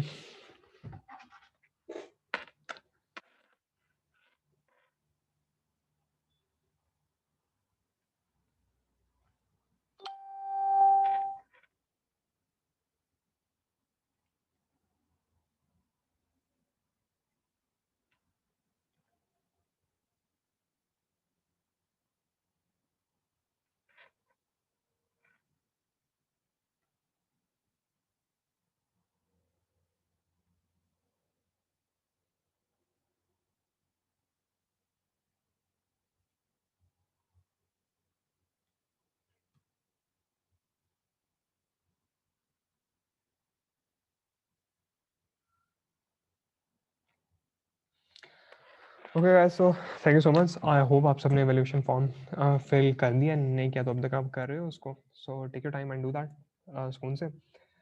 इसके अलावा इंस्टाग्राम पर MCQs की बात कर रहा था, वो मतलब कि उसको ना आप लोग डेली हम लोग अपलोड कर रहे हैं, सो ना आपकी उसमें बहुत ज़्यादा लर्निंग है। So just keep on pressing them any button that you want. आपको लगता है प्रोबेबली बेशक वो गलत हो, लेकिन जस्ट ट्राई दैट। गलत भी कर रहे हो, आपको वहाँ पे पता चलेगा अच्छा सही है था, फिर आप नेक्स्ट टाइम अंडरस्टैंडिंग कर लोगे। क्योंकि हमने तो नहीं बैक एंड पे ये ट्रैक रखना अच्छा फलाने ने क्या आंसर दिया था और वो गलत था सही था, we don't care about that. तो बट डू ट्राई दैट, उससे आप लोगों की जो है ना लर्निंग में इजाफा होगा। सो इसके अलावा कोई अपडेट्स होंगी regarding new session, so we will also be updating you with that as well. So guys, thank you so much for joining me over here, in the first workshop. Second workshop इंशाल्लाह हमारी 22 जनवरी को होगी, उसका links भी आप सबको मिल जाएंगे। और उसमें मैंने जैसे बताया है कि हमारे कॉर्पोरेट वर्ल्ड से एक लीडर आएंगे जो कि आप लोगों को आके वर्कशॉप देंगे। सो यहीं से जहाँ से मैं छोड़ा यहीं से कंटिन्यू करेंगे इंशाल्लाह। So I hope it was a great session for all of you and आपको एक अच्छी इंसाइट्स मिली। And in the coming sessions आप लोग इससे भी बेहतर इंसाइट जो है ना रिसीव कर सकते हो। सो टेक केयर एवरीवन, अपना बहुत ज़्यादा ख्याल रखें। और इसके अलावा आखिरी चीज़ मैं मेंशन कर दूँ कि मैंने देखा है कि बहुत ज़्यादा लोग जो है ना स्पेशली जो डेटा साइंस अब लर्न कर रहे हैं क्योंकि ट्रैक पाथ क्लियर नहीं है तो लोग बहुत ज़्यादा कंफ्यूज होते हैं और डरे होते हैं हम करें क्या, इंटरेस्ट है लेकिन करें क्या इससे, is it worth spending time और नॉट। मुझे कल कुछ लोगों ने लिंक्डइन पर भी मैसेज किया था क्वेश्चंस के साथ। तो देखो इसमें जो है ना सबसे पहले तो घबराने की ज़रूरत नहीं है। एट द एंड आप लोगों के जो कुछ ना कुछ मिल जाता है टुवर्ड द एंड। स्पेशली ये जो स्किल्स हैं ये मार्केट में बहुत इन है। सो अगर आप इनको कहीं ना कहीं अप्लाई करते रहो विद योर रिस्पेक्टिव डिग्री तो आप अपनी डिग्री के अंदर वैल्यू ऐड कर रहे हो, you are not distracting yourself.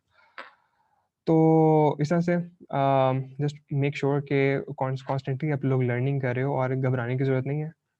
सही फील्ड पे सही ट्रैक पर जा रहे हो आप लोग, क्योंकि एफर्ट निकालना 2-2 घंटे की 2 दिन कॉन्स्टेंटली ये कोई आम बंदे का काम नहीं है। बहुत सारे लोग हैं जो कि कल आए थे आज नहीं आए। सो वो एक मेंटेन करना चीज़ों को और कंसिस्टेंसी लेकर आना, दैट्स द की। तो I really appreciate all of you who were so committed and motivated for their self learning कि उन्होंने एक्चुअली टाइम निकाला। It's a great thing.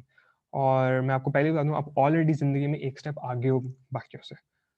So that's a great thing. So just इस self learning के process को भी रोकना ना, चलाते रहना। बहुत सारे प्लेटफॉर्म्स अवेलेबल हैं, just go on with that. But one thing that I would focus on again, जिसको लोग इजी लेते हैं ज़िंदगी में लेटर ऑन जाके समझ आती है, वो ये अपने मेंटोर जो है ना उनको अपने इर्द गिर्द बहुत ज़बरदस्त मेंटोर्स रखो, बहुत काम आते हैं। बहुत अच्छे लोग अवेलेबल हैं दुनिया में जिनकी बहुत नीयत साफ़ होती है और हेल्प करने को लोग तैयार होते हैं। सो ऐसे लोगों को ढूंढो और उनको अपने करीब रखो। So thank you so much everyone for joining. इस सेशन को हम यहीं पर ख़त्म करेंगे। I hope we will stay connected in future as well on LinkedIn और इंस्टा, और उसके बाद आपका मैं ईमेल है ही हमारा। सो इंशाल्लाह डेटा साइंस सोसाइटी आपको अपडेट करेगी क्या फ्यूचर में क्या करना है।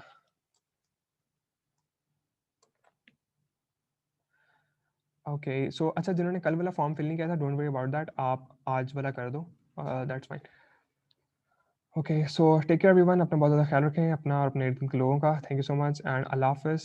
Hopeful to see you in the next sessions and workshop as well. अल्लाह हाफिज़।